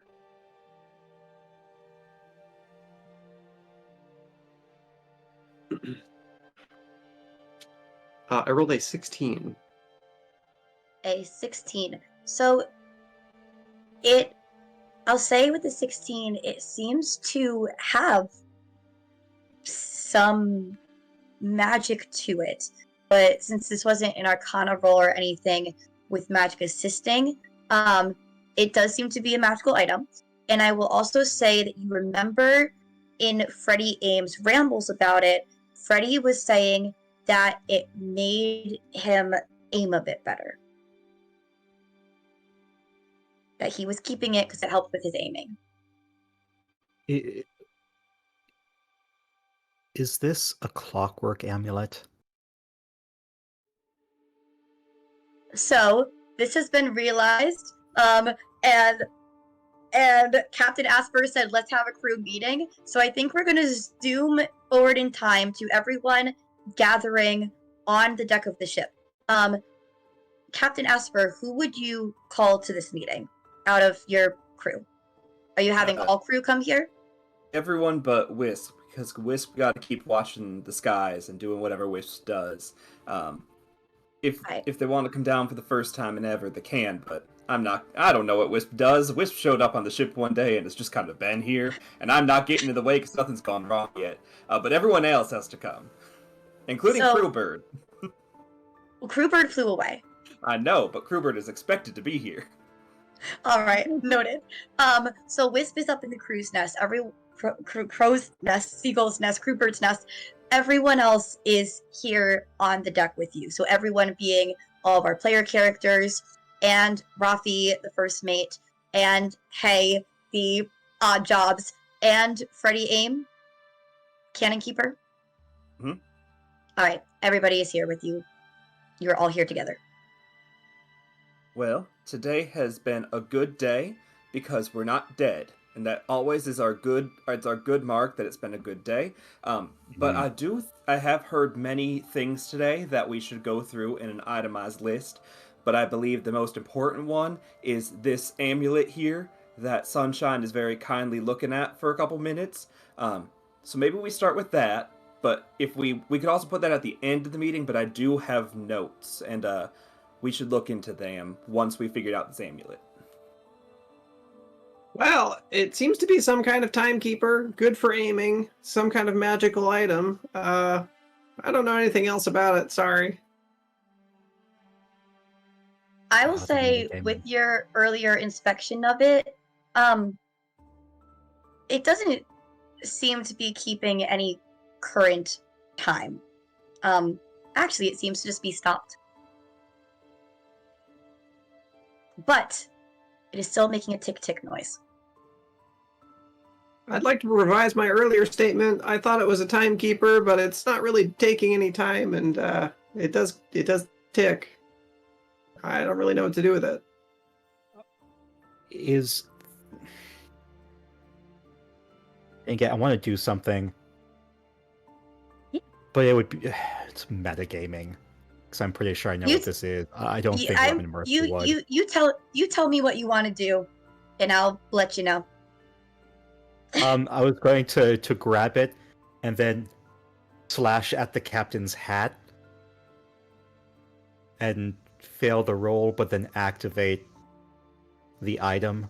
I'm going to let you tell me how Lemon Mercy would know what a clockwork amulet is. Where has Lemon Mercy encountered a clockwork amulet before? Um, I can help. Misty is a treasure hunter and Ooh. probably had told you about. I think Misty and Lemon have done treasure hunting before. Mm-hmm. Yeah, they probably came to ship together. Yeah. All right, So- that's how. So you have both like, come across. Yeah. You have both come I- across a clockwork amulet, and you're pretty confident that you know what this is. So you are taking the clockwork amulet, and you're going to do a swipe at your captain's hat. Headcanon, Lemon is treasure that Misty found Aw. Oh, that's so precious. I love because he's a It's so puppet. cute. I think And Misty so- would give Lemon Mercy the knowing look and be like, do it. Yeah. Wow. So I'm gonna swipe the amulet, then I'm going to swipe, but do a bad swipe at the captain's hat. But then the amulet, I think, like the time, quickly stops, like, and then goes, and then I hit the hat off his head with my rapier. That is exactly what happens. Captain Asper, how do you react to this moment? Well, the fun part is, I just got that hat yesterday, but I really hate hats, which is why you've never seen me wear one before. So he's kind of happy that the hat flew off into the wind a little bit. It was a gift from someone, and he didn't want to disappoint them leaving port, and is kind of happy that the hat's gone forever now. But is very surprised that his new crewmates are smart, because he's never seen this before. He's seen lots of magic before, but most of it underwater and most of it with the fish people. He's never really seen any sort of like time magic, and this is really cool. So, Rafi, as a proper first mate, is going to look very taken aback by this swipe at the captain, but seeing your reaction, will calm. Hay is going to go run after the hat and try to grab it. And for everyone here, this is confirmed a clockwork amulet. It is a wondrous item, and the mechanical way that it works is when you make an attack roll while wearing the amulet, holding it, you can forego rolling the d20 to get a 10 on the die. And once used, this property can't be used again until the next dawn. I almost took this item.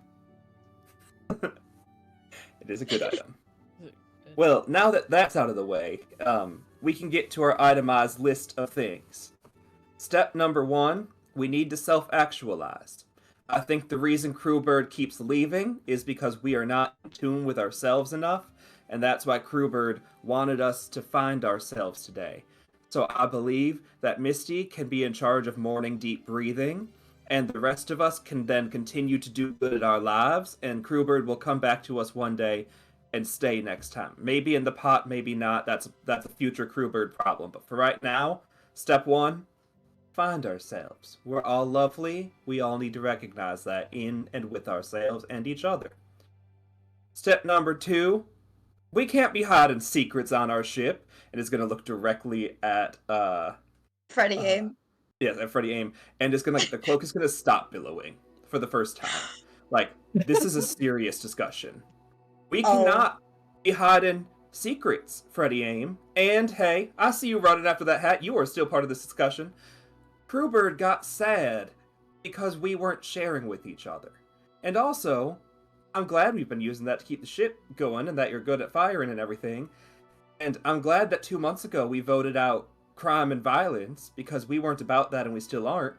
But we aren't about secrets, and I'm disappointed in both of you. Step 3. Go ahead. If there is a pause, Mhm. is there a pause in that moment? Then or do you want to do step 3 first before any Go other for the pause. members Like, speak? there would be like a pause to then have to reactivate the billowing. So in that pause, go ahead. Yeah. All right. So then, while that's happening, Hey will mimic your voice and say, "Crewbird, Crewbird." I can't do your voice. I can't mimic. Crewbird will hopefully return, and we can apologize to Crewbird for keeping secrets from each other. And Hey will say in Freddie Aim's voice, "What? It wasn't me, Crewbird, Crewbird." Well, if Crewbird wanted us to keep secrets, Crewbird will also be disappointed in, and we'll have this conversation when Crewbird returns. For now, we're gonna move on to step number 3. We can't be reading others' personal property unless we get information from it. Secrets are bad, but consent is more important. I was part of this problem. I acknowledge that I was part of this problem. Freddie, you had wonderful writing. We are sorry. We will do it again probably, but we all know we shouldn't be. And then step number 4, we've had a means to have a new ship name today. Sunshine has proposed a wonderful new name. Sunshine, if you would like to present it with us, we can take an official vote. I'd like to propose Bad Attitude for a ship name. I thought it was pretty fitting for, I don't know, myself, Wavy Jones and my sword, and everybody else on the crew. Yes, and I second this nomination as it's a wonderful one. Is anyone opposed to the Bad Attitude being the new name? Again, for those of you that are more rules-minded, the name is not on any paperwork anywhere in the country or other planes, so it would not be hard to change. I'd like to point out if anybody says no and they don't like the name, I'm happy to duel you to the death.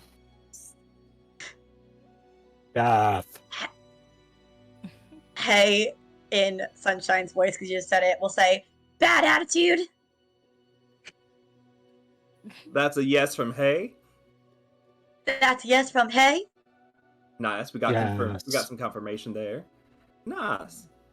Well, we'll buy paint the next time we're in town, and we'll change it to say the Bad Attitude. I love you all. You are so amazing. We are all amazing, and this is the end of today's crew meeting. All right, then. Yeah, I think that at that point, Hay will go to the kitchen to prepare dinner. Freddie Aim will probably also go with Hay. Rafi is steering the ship if Asper is not, and Wisp is still up in the seagull's nest.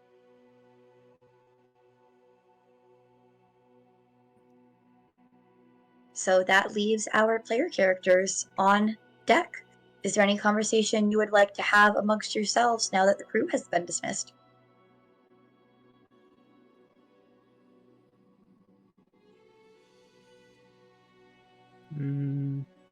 Would any of you have anything to add to tomorrow's meeting? Also, I forgot to mention, we lost the human resources human the last time we were in town, so if you feel like anything's wrong, feel free to, raise it, because we don't know about that stuff, because you all came from, an actual ship, and we're kind of just people that have a ship. So if any of you want to be HR, I hear it's important, and maybe that would have helped Crewbird's problems, but we don't have that right now. We have great benefits, like not being killed every day and making money, but we don't have HR. I can step I'm in. HR. Okay, Lemon Mercy would be good HR. All right, and with the decision to make Lemon Mercy HR, let's take a break. Hello, welcome back to Don't Kill My Character Shipwrecks Episode 1. I wrote myself things to start out Part 1, and I did not write myself things to start out Part 2. But we're back, we're here. We're going to dive right into our nautical story. In Part 1, we met our player characters. They met a seagull that they named Crewbird. Seagull dropped off a note that prompted them to find a clockwork amulet hidden by two of the ship's crew members. They had a discussion about how it's not great to hide things and keep secrets from each other. And now they are atop the deck of the ship going back about their business. Were there any lingering conversations or thoughts that any of our player characters wanted to share before breaking off completely? If you do want to grab one of the NPCs, they're all still around, or you know where they are to find them, you are still together as a group.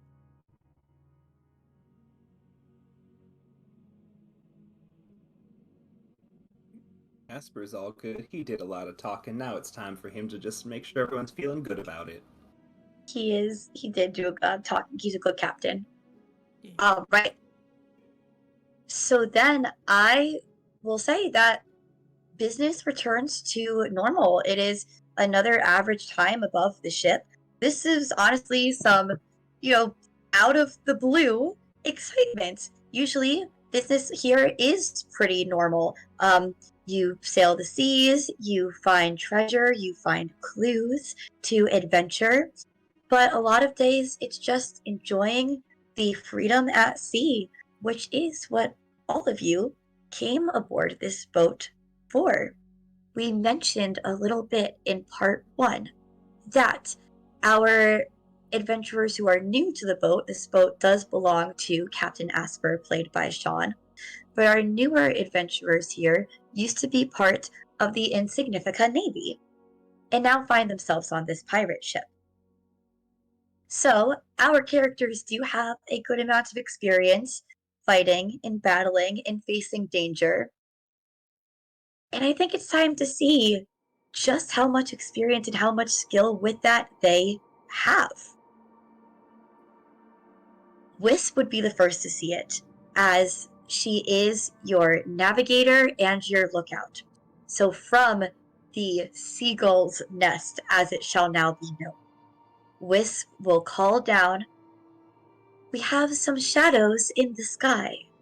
And what's odd about Wisp's voice, but you know this to be true and you're used to it at this point, is that even as someone normally would shout down to be heard, she seems to just be able to project her voice, and it never sounds much above a whisper, but you can all still hear it if you're in typical shouting distance.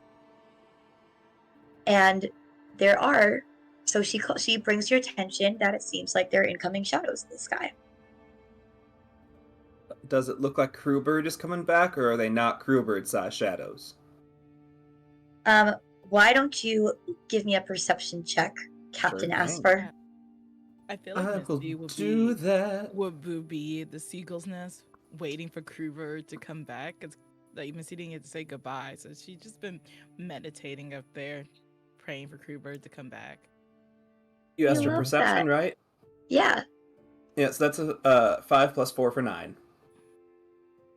All right, so 9. So you're looking up and you're not really able to see what Wisp sees yet, but I'd actually like to zoom in on that moment with Misty, because Misty, you said that you said praying for Crewbird to come back, and Misty is a cleric. Mm-hmm. So I'd like to know what that looks like, sounds like for Misty. With Misty, the way she prays, because she loves to pray to the sea. The sea is who she worships. She loves the ocean, the water, and stuff. So it's just her crisscross. Her hands is just on her lap as she just takes deep breath exercising. But in her brain, it's just like 1,000 words per minute of just prayers and words and searching of Crewbird to come back. I like that. Misty, I'll have you why don't you make a religion roll for me? Just to represent like your connection in this moment to the sea and the forces that you're trying to connect with. See what you might get in response. That's 7. Unless I got advantage because the sea. I'll say not in this moment. But with a 7, sorry, repositioning myself. With a 7, as is typical to, prayers of the ocean, you put it out there and you don't always see the effect of the ripple of the wave immediately, but it is out there. So I will now go to Sunshine and Lemon Mercy, not Lemon Leia. What are you two doing in this moment upon hearing the call from Wisp that there are shadows approaching? So it's nighttime, right? We're getting there's still sun in the sky. There's still it's not like we're dealing with dark vision or anything. It's Okay. later in the day. Like we're coming up probably upon like 6 o'clock. Okay, but shadows are coming. How far away about are they? Let's have you make a perception check. Can I use my passive perception? I'm gonna have you make an active Okay. perception check, but Alright. knowing that you have a decent passive, I we'll take. I rolled my passive perception is anyway 17 Yeah. total. Alright, so you see and hear the flapping of wings. And for you to be able to hear wings and see them, they're big. These are some big guys coming in. Sorry. Okay. I'm Yeah. going to cast. So I think I'm overthinking this. I was going to cast dancing lights to see if we could No, I can get a better give you look more. at them. But I'm if gonna it's not really dark though, I guess that doesn't really matter. I'm gonna toss us in more. You see what you know to be wyverns approaching. Wyverns! Wyvern! I'm gonna toss my arms up in the air like this, all flappy. With that being Wyverns! shouted, Freddie Aim is going to run up, take a look, be like, oh boy, and run down to the cannon room. Actually, before that, Freddie Aim will look at you, Asper, for like confirmation that it's fight time. Yeah, we gotta get those wyverns out of the sky. They could make a great meal for tomorrow. And indeed, they might make a good meal for tomorrow, or you might make a good meal for today, because these wyverns have seen your ship and they are circling in a very predatory way. And it looks like they've decided to come down and see who will be whose meal. Let's roll some initiative. Oh shit! I lost 3 uncles to That's not wyverns very when I was young. considerate. Not very mindful birds. Not I have very a mindful. 17. Do you want them in chat, Kate? Oh yeah, let's why don't you could just tell me like that. So we have 17 for Asper. 10. 18. Alright, 18 for Sunshine, 10 for Lemon Mercy. Where's Misty? That is a 15. Alright, 15 for not Mercy, for Misty. And 10 for Lemon Mercy. Alright. And if we want to get some combat ready music in. Yeah, I have it queued up and ready to Combat. go. We want boss, battle, hectic, or dramatic. Dramatic it Let's is. do this. Yeah. I like this is fun. Alright. I gotta get, because there's 2 of them, and get both of their initiatives. All right. Sunshine, what is your dex? Actually, it doesn't matter. Because it meets you on the dice, but I think it's. Oh no, what is your dex? It's +0. Rollies! Because you're both +0, you both rolled 18s on the dice. So roll me a die again. Roll another one. Yeah, just roll a die. Just roll a d20. A die. No, d20. 18. Again. Alright, so you are going to go first. Alright, so we are doing a little we have a ship boat. Let's put us on the ship boat. So if you guys want to place where on this ship your characters would be, Joe Tech, if you need to do any rearranging of the view screen, yeah, put yourselves where on the boat you think your characters would be. I'm going to say these wyverns, because they've started diving into this moment, I'm going to put them at 60 feet away from you. Nice. Am And I there right are where the two ship, of them. the ship wheel's here, I think. Okay, there you go. Yeah, you good. I think this Okay, is if the, it's- this is the nest. Yes. Yep, you are in the nest. I'm gonna say the NPCs in this aren't going to really be like combatants in this moment. There will be some cannons fired by Freddy Aim. Actually, Freddy Aim can't fire the cannons up. So it's you guys. Rafi is going to handle steering the ship so that Asper can fight. Wisp, you don't usually see, you know that Wisp has magic, but she doesn't usually do combat abilities. It doesn't seem like Hay has any combat prowess to speak of. Alright. Oh, I will give you token access, Andy, and then it'll be your move first. So what would you like to do with these wyverns coming in 60 feet above you? Which direction are they coming from? Up. I'll place them Up. where they would actually be. Cool. Control. Right, you should be able to control your token now. There we go. And then, yeah, I'll say we've got one coming in. They'll both be coming in like together, and they'll be coming in this way, like following the boat. Cool. Sweet. So Sunshine would pull out her glowing cutlass, and she looks surprised because nothing happens. Oh shit, Wavy! It's a fight now. You gotta help me. Oh my god! Okay. What do I have to do to make you come out of the sword? And mechanically, I'm going to ready an attack if a wyvern comes close to me. Incredible. I love it. And a wyvern will come close to you. So this green one is going to swoop in for an attack, but your held action would go off first. So you tell me what happens as this green wyvern swoops in melee range of you.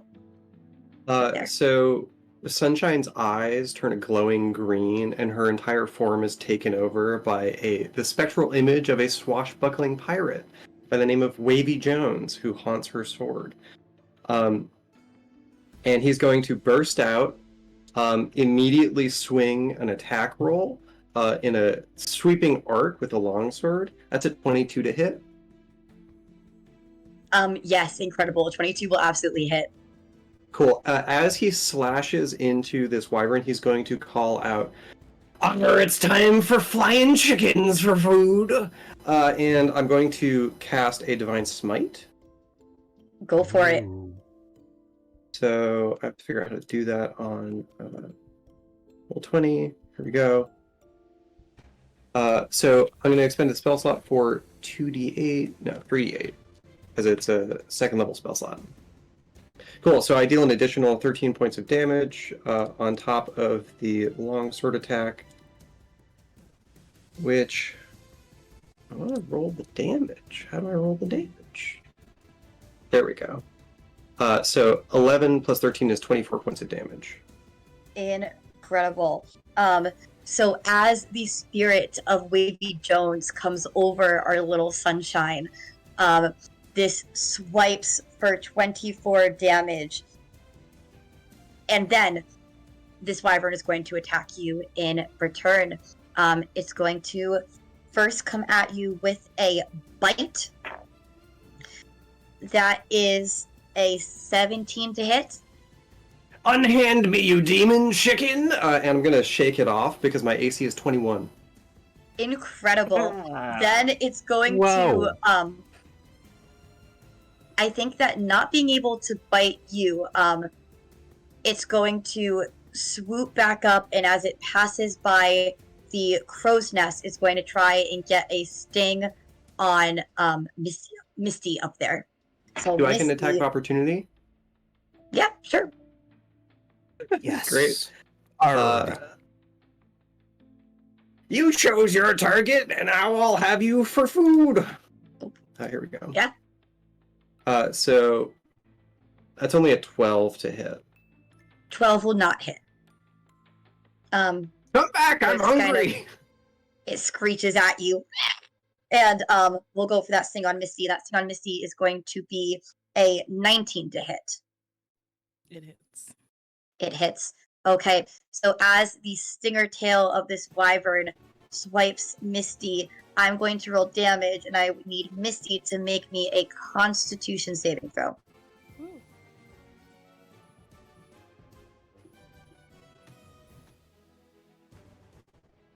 Oh, not 20. Hell yeah. Okay, so you're Oh, going heck yeah. to take the full piercing damage, which is 10, but then I'm just going to have that poison damage for you, so that's 12 points of poison damage. Okay. So 10 piercing, 12 poison, and it's going to stay within your reach now, as it kind of I think it's going to be almost kind of it's in the air. It's there. It might be grasped onto actually like the mast of the ship where the crow's nest is. Okay. And that is that wyvern done, which means it is Asper's turn. So Asper, you have the one wyvern that's attached to the mast of the ship, so that's like 20 feet up from the deck. You have the other wyvern, the red one, that is at the back of the ship, and about like 60 feet up in the air at this point.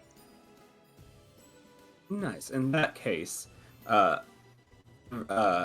Asper, who is a master of being a great captain, is going to add a couple more people to our crew. The first thing I'm going to do is use my bonus action to summon my Tentacle of the Deep. And you'll just see from the side of the ship, like, just a spectacle of water climbing up over, as though, like, one of a great octopus's tentacles has come to aid us. And it's going to stand right between... and sorry, Kate, we don't have tokens for these, but it'll be right between me and Sunshine or Wavy Jones, so that we can kind of be kept safe from both of us. And then What is this you're putting on the board? Give it to me again. The tentacle. Tentacle. Okay, I can probably grab that in my Roll20 library. Maybe. Let's see. Nice. And then while you're looking for things, the other thing I'll do is, as my action, I'll cast Summon Aberration and just pull out a creature of the deep. And on the middle of the ship, there's just going to be like a giant spectral starfish that has like no eyes. Starfish don't normally, but this one has like a swirl in the middle of its body, as though you're peering into nothingness. And it has like a couple of teeth on its arms, and just a nice little starkin starfish is gonna be in the middle of the ship to make sure everyone's safe. We can't have my crew getting hurt. A fake pirate with eldritch horrors? I'm not fake, and my horrors are eldritch. Welcome to the fight, Wavy Jones. So you should have control over the token of the tentacles that I just put on the board. And then I will also just put a star on the board and give you control of that too. I don't see the tokens, but I believe you. Are you on the screen with the boat and you guys? Yeah, I'm on the screen with all of us, and like I can move myself around. Oh, okay, this thing here. Yeah, got it. It's hard to see. Yeah, and then where's the starfish? I haven't put the star on yet. Yeah, You keep cool, going. Perfect. Yeah. So that's all I can really do with my action currently. Well, how far in the air is that dragon on the helm? Is the helm the back? On the mast where the crow's nest Yeah, is. yeah. Oh, wait. So the dragon that's like perched on the mast is like 20 feet because that's what we said the mast was, and then the dragon that's up in the air is 60 feet up. Yeah, the one on the ship is already a little too far, but the other one, because it acts right after me, so if it's gonna do anything to try and go after me, this is your chance. But the one that comes right after me is going to just from its little tentacle-y eyes, just kind of like let out a scream and shoot a beam up at the dragon in the sky, and is going to do absolutely nothing because I rolled a nat 1. Oh, Oh, right. There's a star token, and yeah, if you want to describe what that looks like as you roll in that one. I think what happens here is that this starfish comes from nowhere, as one does when summoned by an eldritch horror, and is just too confused and is trying to get its ground and throwing off this beam of light, but fully misses, and instead, I don't want to hurt the ship, but it would have to, because it's kind of in the way anyway, hits the rigging of the ship, and it just, a little bit of like black void starts to grow across the mast. It's not being ripped apart or anything, but just like the nice white sails are turning a very ichory black. All right, we got some ichor black sails. I'm making a note for myself, but that won't have any effect on anything later. A real pirate never hurts their ship. You call yourself a captain? I'm doing a repainting job. I think it looks better in black. That's all I can And do. you are all- Paint it black.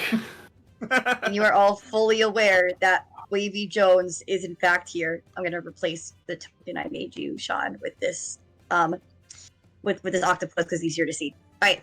Okay, cool. For the tentacles. Cool. And I'm not You got moving that. anything, so that is all my turn. Amazing. All right. Then next in the initiative is Misty. Misty, you have this wyvern within melee range of you. Cool.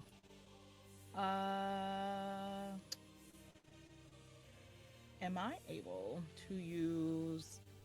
I was like, I'm not good at combat, but like, am I able to use Dominate Beast? Yeah, absolutely.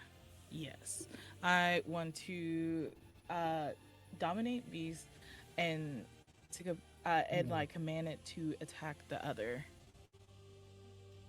Yeah. Wow, a caster after my own heart. All right, so that's gonna be a wisdom save from this wyvern, I believe. Yes. All right. So what does this look like? You casting it, and what are you saying as this happens? I believe that that she's like coming up after getting like hit by a tail and just a lot getting shooken up a bit. I think like after like her meditation with the sea and stuff, it kind of like grant her the ability to dominate the beast. Her eyes just starts glowing as she just two voices coming out of her as she commands the beast to attack the other wyvern. Incredible. What is your spell save DC? And it's going to be a bit different than what's on your sheet D&D Beyond because our cleric is intelligence based because we think that's fun. And if you're playing a game with me, you can pretty much swap out any mental stat for any other for your primary caster ability, whatever, in the same physical stats, because that's fun. Yeah. 13. That should be a What was that? 16? Yeah, because it's going to be 16. I trust Sean. All right, so the wyvern got a 15 total. So this wyvern is dominated by your spell. Nice. And do they get to, each time the target takes damage, it rolls a new saving throw. All right, so next up in the initiative order is the red dragon, wyvern. Not knowing that what's been said, is just going to keep attacking you guys. So the red one is going to swoop down towards our captain, because the captain aimed up at them, and is going to... What?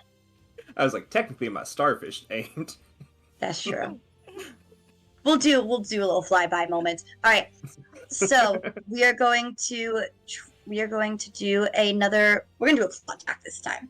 It's gonna try and attack with its claws. That's a 17 on the die, so I think that's gonna hit. Yeah, it does. Sweet. All right. Thank you for So joining then, I got you. all right. So we got. I need dice. I'm rolling dice. And fun. And did I not take out any wild? Okay. That is going to be 14 points of slashing damage. You would see as it goes to hit me that tentacle slithers right up to stand in front, and I'm going to use my reaction to activate its Guardian Coil and remove 1d8 of that damage.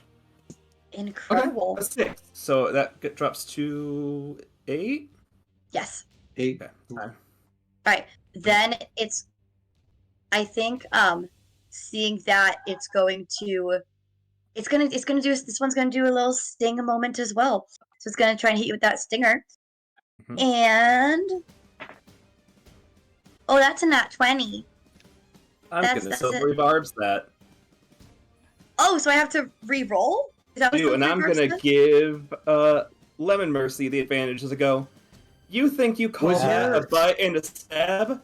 That little puppet your- man over there can bite better than you possibly can. Sorry, was your defensive thing a reaction?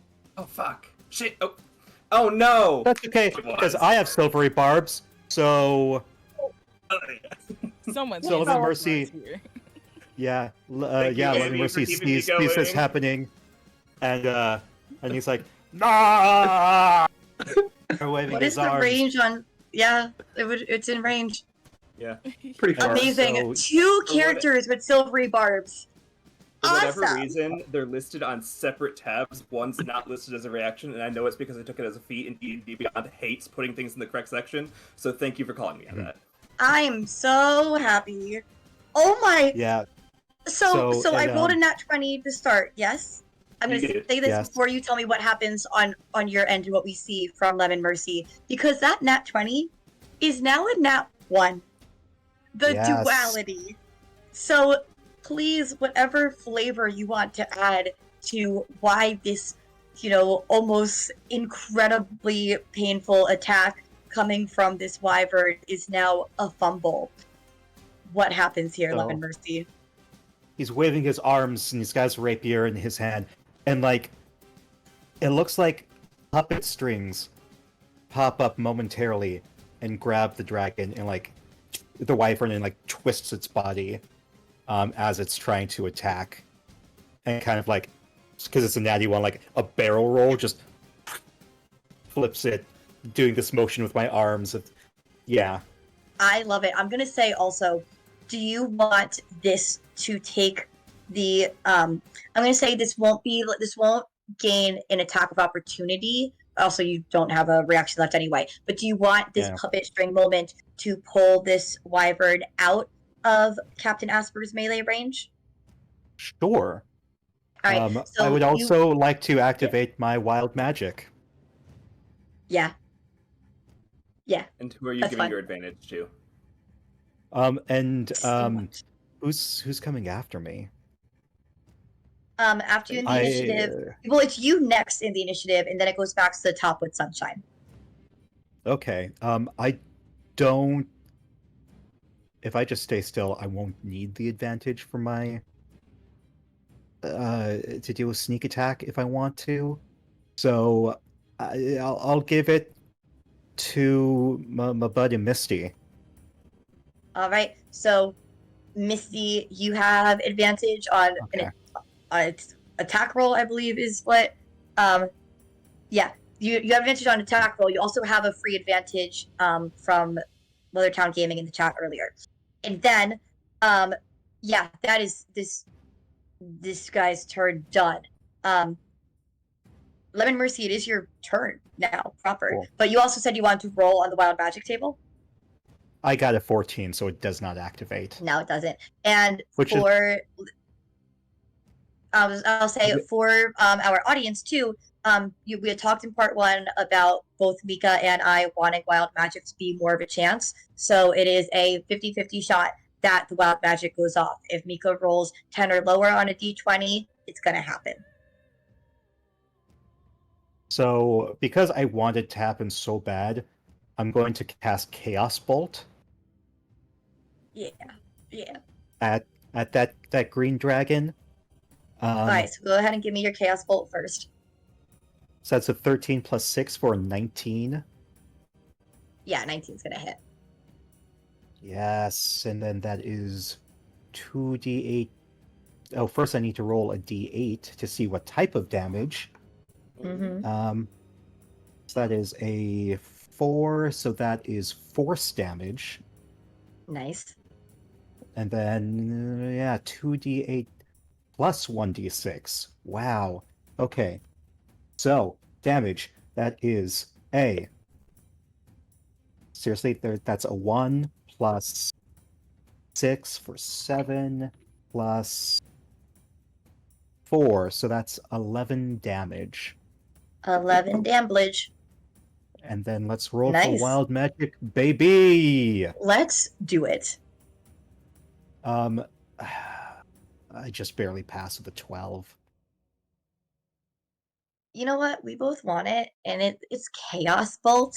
And as the DM, I can say, "Hey, buddy, Wild Magic Surge. Hey, buddy, do you want a Wild Magic Yes. Surge? Hey, buddy, I take a Wild do want Magic a Surge." wild magic surge. Okay. Wild magic. Okay, I'm so Let's do it. so happy right now. Okay. Where is the... Here we go. Wild magic surge. Gonna roll my d100. I am here for That- chaos. Is a 77. Scroll down. Ooh. It's not So, hot as that. you cast polymorph on yourself. If you fail the saving throw, you turn into a sheep for the spell's duration. All right. So make your Okay. saving throw. So the saving throw for polymorph, I can pull it up real quick. Would it be my own saving throw? Yeah. Yeah. So you're using your own spell save, but I'm going to see what you're rolling. That's polymorph blade. Why would it give me that and not polymorph? It's a wisdom Um, saving throw. Wisdom save. Yep. Okay, so that's a 14 wisdom of +1. Oh, I love it. Ah, no! Okay, It only lasts For an hour. podcast What could go listeners, wrong? Mika dropped the dice. Yeah. I was These like, moments that's a get cut out 3. anyway when we're excessively rolling. Oh god. That's true. eh. I turn into a sheep. Oh. Yay! What does? Uh, But you're a puppet sheep. It's yeah, so I'm like a describes lamb me- chop. Amazing. So I'm like All a right. little hand puppet sheep. Incredible. Ah, Incredible. that's my turn.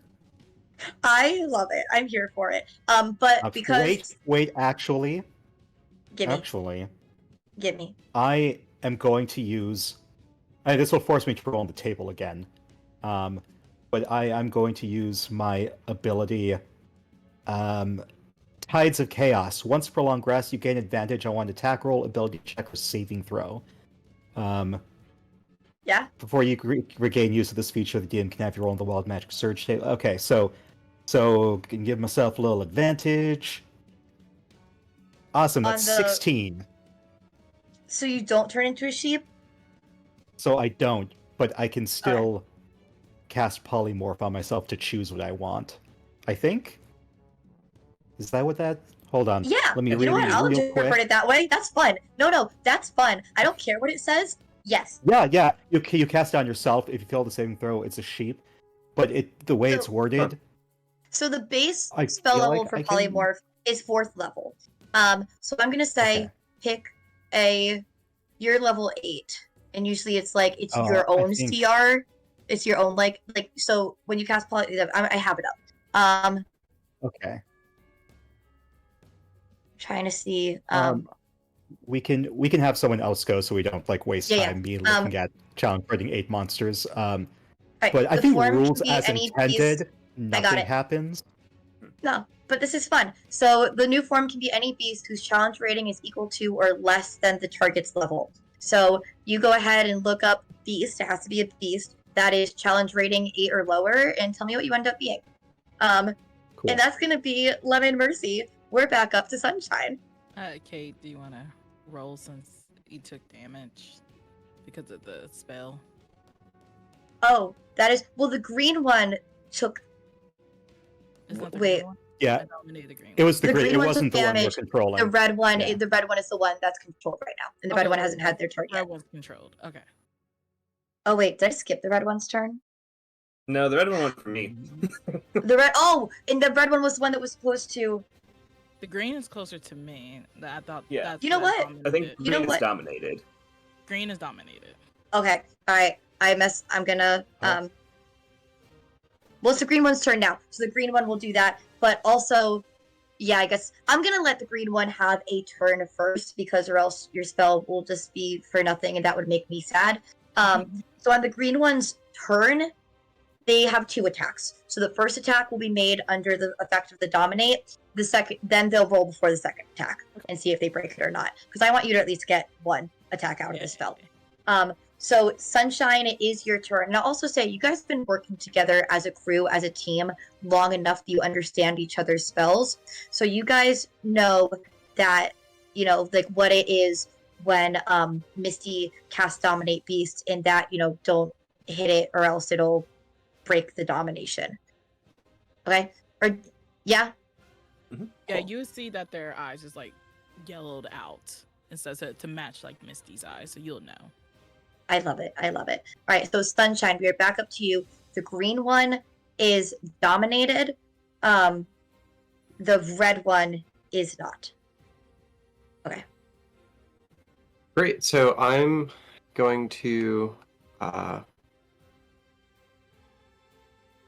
So the first thing that Wavy does is this spirit of a spectral pirate locks eyes with the wyvern and just says, "You're going down with the ship," and that's going to be my Hexblade curse. On which one? On the green or the red? On the red one, the one that's not charmed by us. Yes. Okay, got it. Um, You just said the wyvern. I was like, which? There's 2 wyverns. All right, cool. Wyvern yeah, but is. why would I do that? Wyvern. Cool. So it's cursed. Okay. So I get an additional +3 damage to it, and I crit on a 19 or 20. I'm going to run up to it and attack it twice. I believe with your Hexblade Curse, you also have the ability to grant it like disadvantage on a certain type of check. I don't see that I here, guess if you but cast I'll... Hex. Oh, got it. Okay. Right. Go ahead and do your attacks on the red one.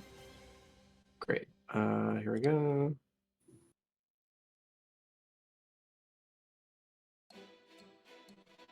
I'm just going to roll both attacks first. Mm-hmm. Cool. So that's a 23 and then a nat 1. So on the 23, the first attack, I'm going to use a Divine Smite for another 3d8. That's my second level spell slot. So I deal 22 points of damage on the first attack. And Incredible. I want to use 2 more things. So I get 3 damage from the Hexblade Curse, so that's 25. Plus Fury of the Small, because I'm just a little guy. So that's another +3 damage, so that's 28. And I want to try to smash this wyvern into the mast. Okay, so we're doing using 28 damage. Oh, sorry. We're doing 28 damage total this round. Yeah. Oh, sorry. Actually, that last bit would be a bonus action, so I can't do that. So just 28 points of damage. Okay. Awesome. 28 points of damage to this red one. Incredible. Amazing. Love it. All right. That's an awesome turn. Anything else from Sunshine? No, that's all of my spells. All right. So it is now the green one's turn, and the green one is being controlled, dominated by Misty to fight its friend. So the green one is going to fly over and take a bite attack at its buddy. It's not going to hit, though, which is a shame. So you know what? I'll give it a full turn to a hit again, and then it will roll to see if it snaps out from the damage it took before. That's going to hit. So it tries with the bite. It doesn't get it. It's going to go for the stinger move that they both did to you guys on their second turn, and that is going to hit. So I'm going to try and make a saving throw from the other. Fails against the poison. So that is going to be 35 damage to the red one. Oh my goodness. I'm gonna say like after that hit from Wavy Jones, now it's not Sunshine, it's Wavy Jones, and from its friend, the red one is looking rough. And alright, and now it will know that it was hurt by the other one, and it will try to make the saving throw to snap out. It's not going to resist. Great. That is Green's turn done. It is Asper. Nice. Well, let's see if round 2 can go a little better than round 1. Now that we have that nice red dragon right in range, first I'll use my bonus action to try and hit it with my little tentacle guy. No, I do not. So a tentacle just goes to hit and passes right through those legs. It's such a tall dragon. I'm not used to that. For my action, I'm going to be a tried and true warlock, and I'm just going to cast 2 Eldritch Blasts. Let's see how they go. Give me Nice. those Eldritch Blasts. So, one's a 2, which becomes an 11, and one's a 6, which becomes a 15. Okay, so the 11 will not hit, but the 15 will. Okay, cool. So that'll be 1d10 plus 5. I am rolling bad today. Warlock dice are not coming out again. That is 8 for force damage, as just like Okay. that same black ichor shoots out of Asper's hand, and one poorly, but one right into the eye of the other one. And that is all I'm gonna... Actually, I'm gonna back away a little bit. Out of my melee range, they're getting close. And I don't want to be there. So I'm gonna back away to here. Move like 20 feet running, keeping my tentacle nicely safe around me. And then the starfish will get to go. And I actually messed it up last time. It gets 2 attacks, not 1. Okay. The hard part when you Yeah, just have so that's- many things on the screen, you have to remember everything you get to do. Yeah. So it is going to shoot 2 beams. Okay, much better. 13 plus 9 and 14 plus 9. So big numbers. Those will both hit. And it gets to do 10 and 6, so 16 points of psychic damage as this black ichor goes into its eyes and just starts clawing its way into its mind. And my Incredible. friendly starfish. This is a Sexy. friendly starfish. It's just a friendly Adore it. starfish. All right. Misty, that is your turn. Yeah. You've got advantage. Yeah. Let's see what I do. I like to do. If I do another concentration, would that break the dominate beast? Yes. It Hmm. would. Then I would like to. Like heal myself. I want to use cure wounds to heal myself because I'm looking bad right now. Go for it. Yeah. Do you want to add any flavor to that heal? I think just like as she's still trying to focus on the beast, I think she's just like grabbing like her hands just like makes a swirling motion to grab some water from the sea because the sea always heals to heal herself. I love Aw. that. That's I wonderful. love that. That's so good. All right. From Misty's turn, we go to the red wyvern, who is now being attacked by their wyvern brethren, ally, confused, upset. I think that in this moment, this red one is just lashing out, and Sunshine Wavy is within range of that. So some attacks are going to be made. I think it's just going to be 2 claw attacks at this point. So too many tabs open. All right. So the first claw attack is not going to hit you because it's a 17. Your AC's higher. Yeah. All right. Yeah. Let's try Stinger. Why not? Stingers are fun. Oh, Yeah, that's gonna be a 26 to hit with the stinger. That does hit.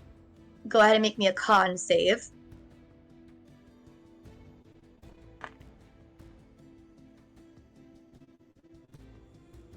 So that should be +5, so 13. Okay, Because of my so aura. that it does fail the DC still though. So you're going to take 8 piercing damage, and you're going to take 24 poison damage. My tentacle will Youch. slither right in front and save you 6 of those piercing damage. Alright, You so might then you not are be my favorite captain, but I'm not letting a captain take my ship down. I'm the only captain. I have to be the favorite. That is factually incorrect. But Sunshine told me. Hold on. How much damage did I take? so then you would have just taken 2 piercing, but still 24 poison. So 26 total.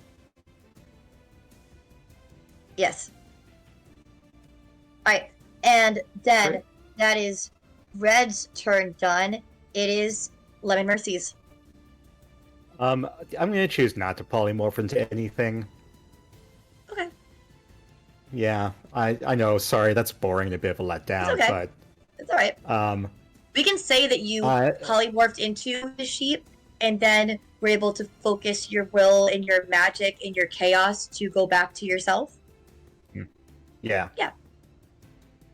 Instead, I'm going to use steady aim for my bonus action to give me advantage on my attack, so I can use sneak attack and target the wyvern that's not dominated.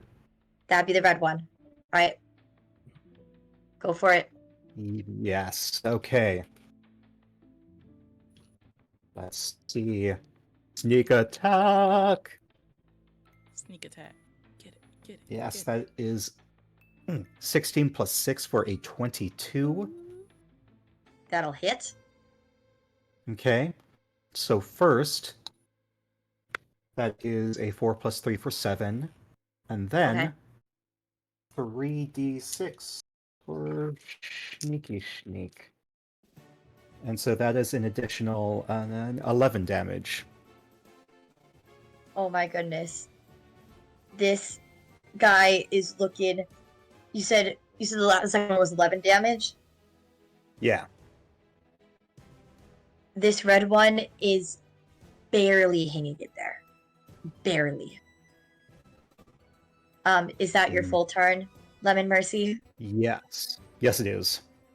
Red is so barely hanging in there. We are back to the top of the order. Sunshine. Great. So I'm going to attack it. Go for it. Woo.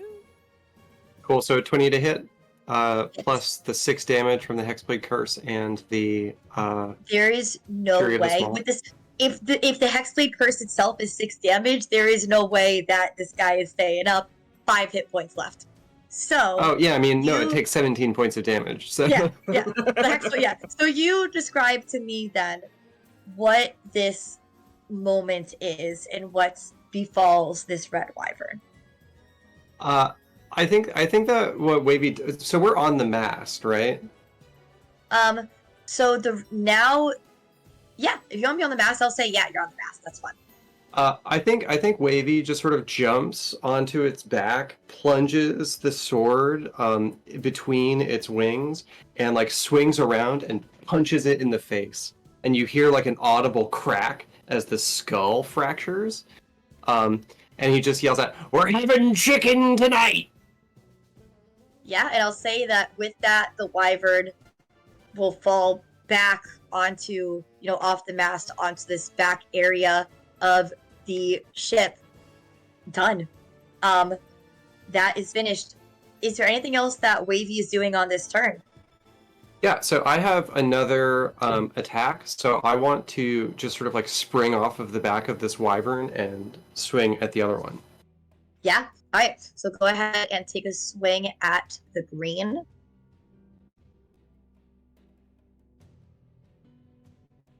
That's a 16 to hit. 16 hits. Cool. So since I'm sort of jumping and like striking down, I want to smash it into the ship itself using my Fury of the Tides, which is a bonus action. Okay. And so that's an additional 5 points of damage. It doesn't seem like there's a. This is my channel divinity. It doesn't seem like there's a saving throw. Alright. So how much damage are we taking total? So 12 plus 5. I will add a divine smite for 2d8. So plus Alright, 14, so- so 26 plus 5 is 29. Plus Fury of the Small is 32 total. 32 damage And that's my total. last. Incredible. Yeah, that's my last Fury Yeah. of the Small. Incredible. I love it. Alright. Now this dragon is looking rough, but can it break the hold on Dominate Beast? Not with that roll. So even with you attacking it, this wyvern is still dominated. And it is its turn, but it's already attacked its friend. But yeah, so you can issue commands to the creature, which it has to obey. So what, Misty, like, it's looking to you now. What would you like this green wyvern to do? And you know the spell only lasts for a minute while you concentrate on it. Cool.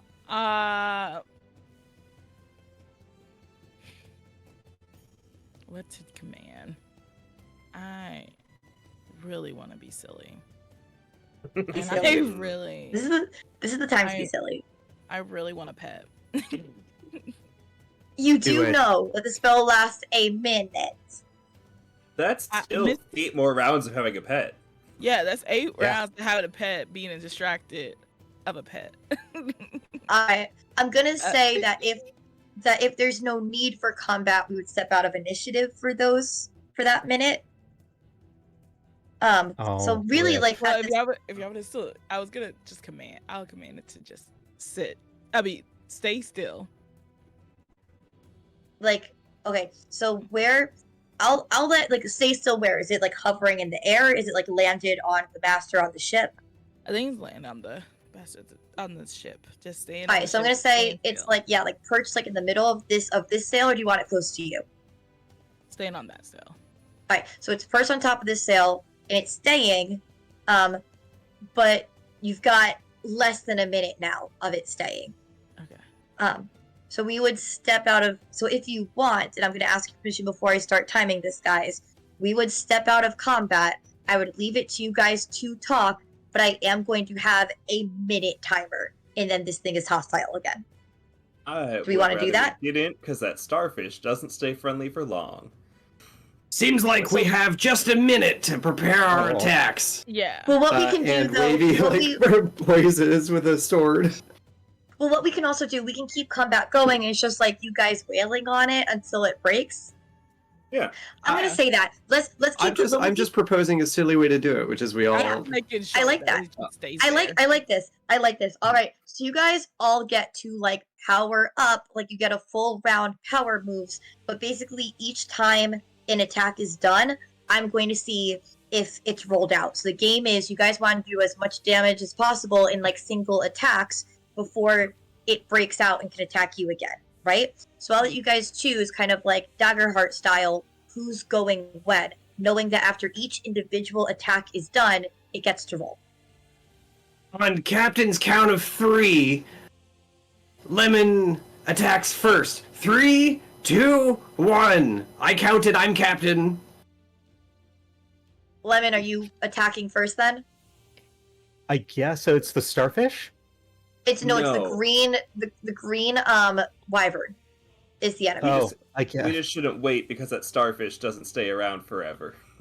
Yeah, here. Oh, This okay. guy's- Then yeah. So I guess from here, bonus action for steady aim, give me advantage in the attack with my short bow.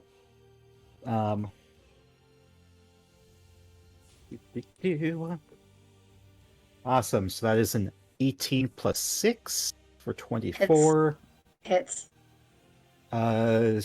First damage. That is a 6 plus 3 for 9. And then Okay. 3d6 for This is all in one another attack. 9. Yes.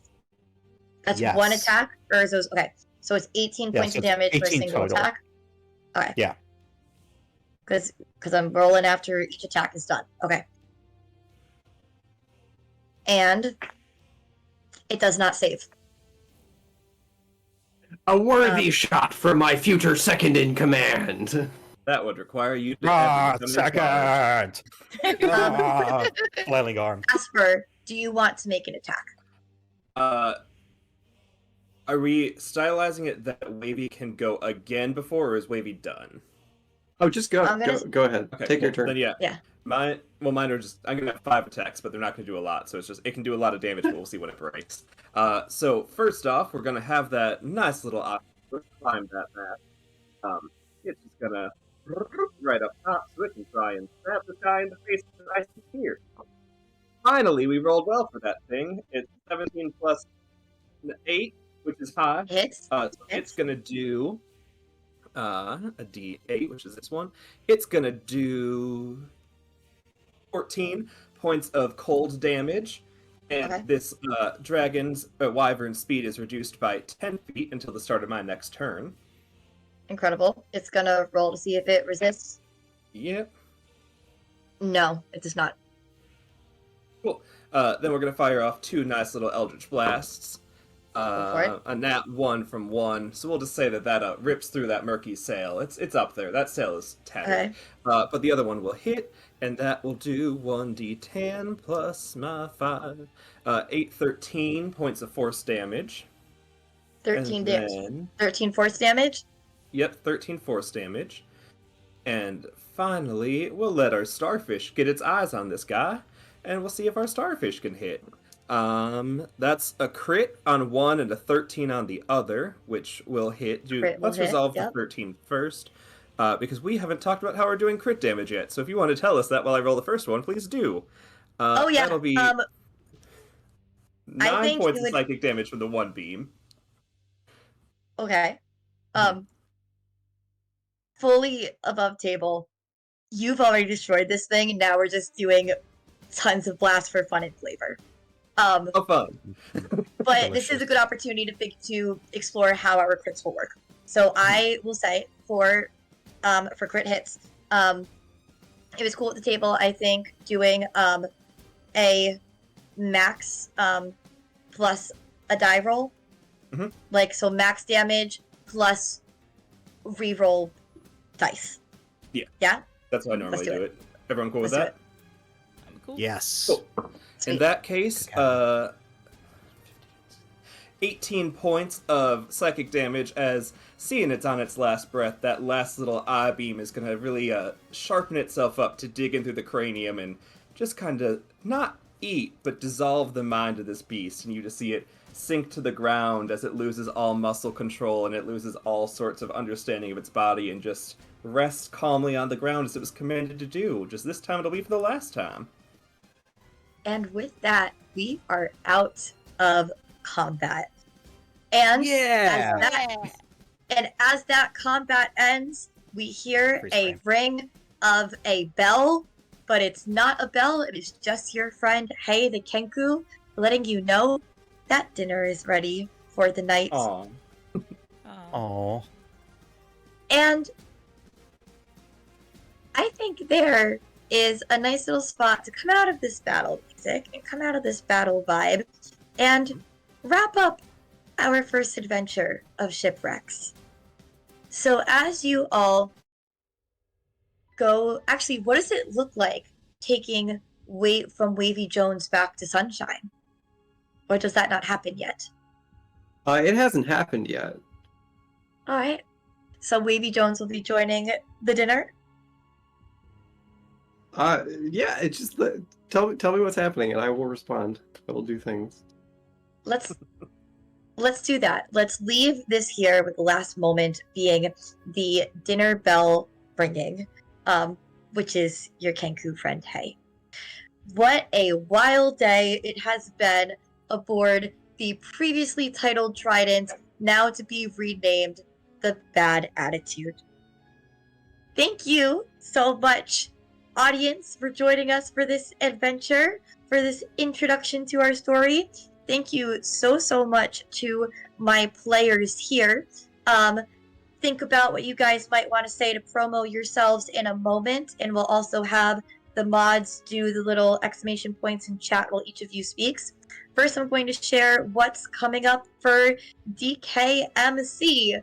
We will be on the Dekayem Sea every Thursday at 7 p.m. Eastern, 4 p.m. Pacific.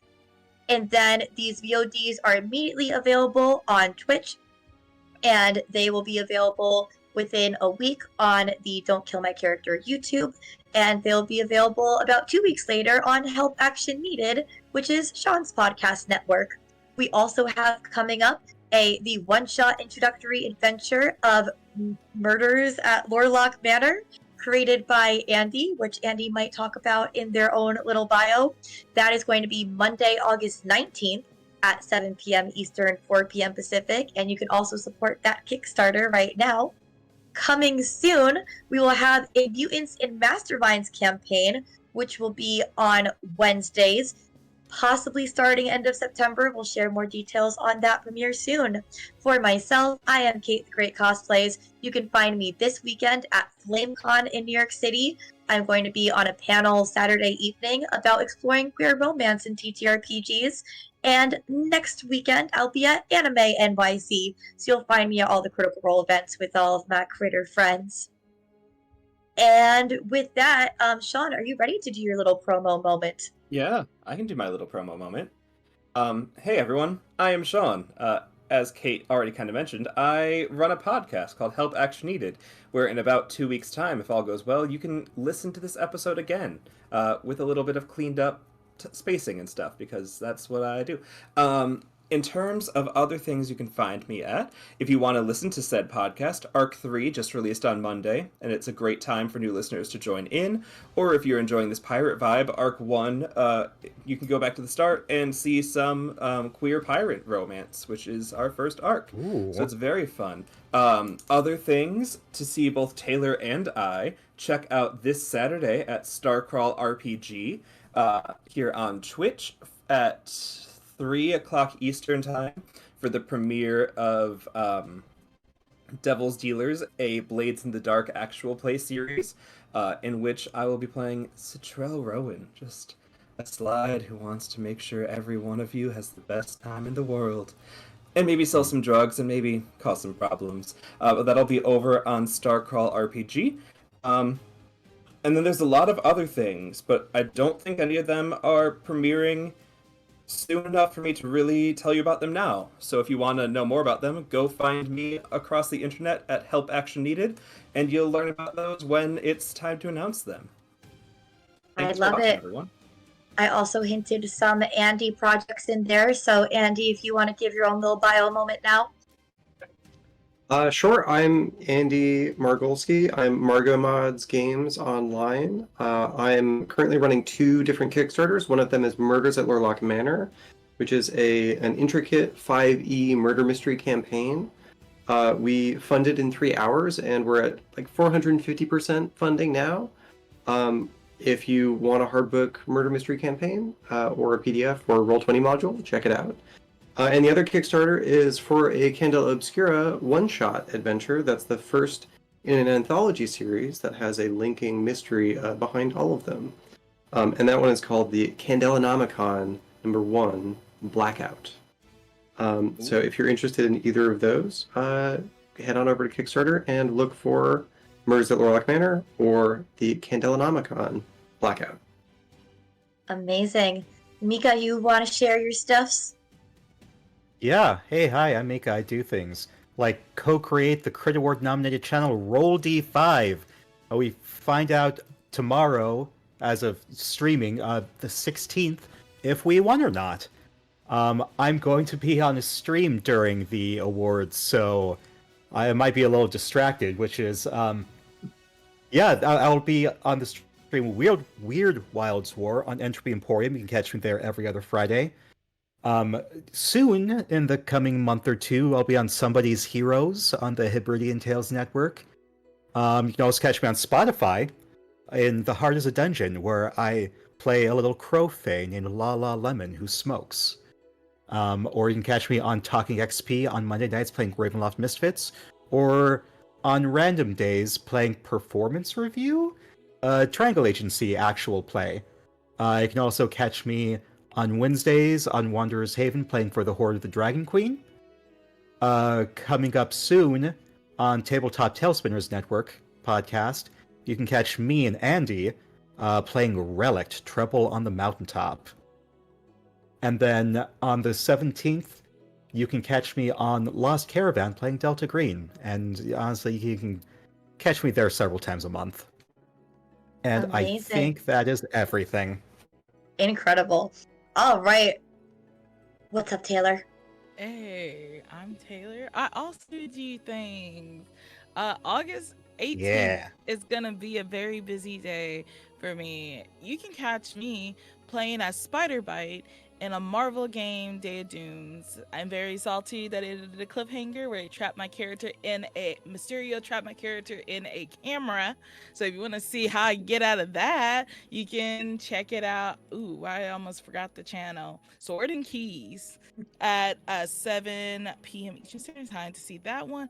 Also, August 18th, you can vote for me for your favorite streamer for building the best community at Take a Village for Rising Star.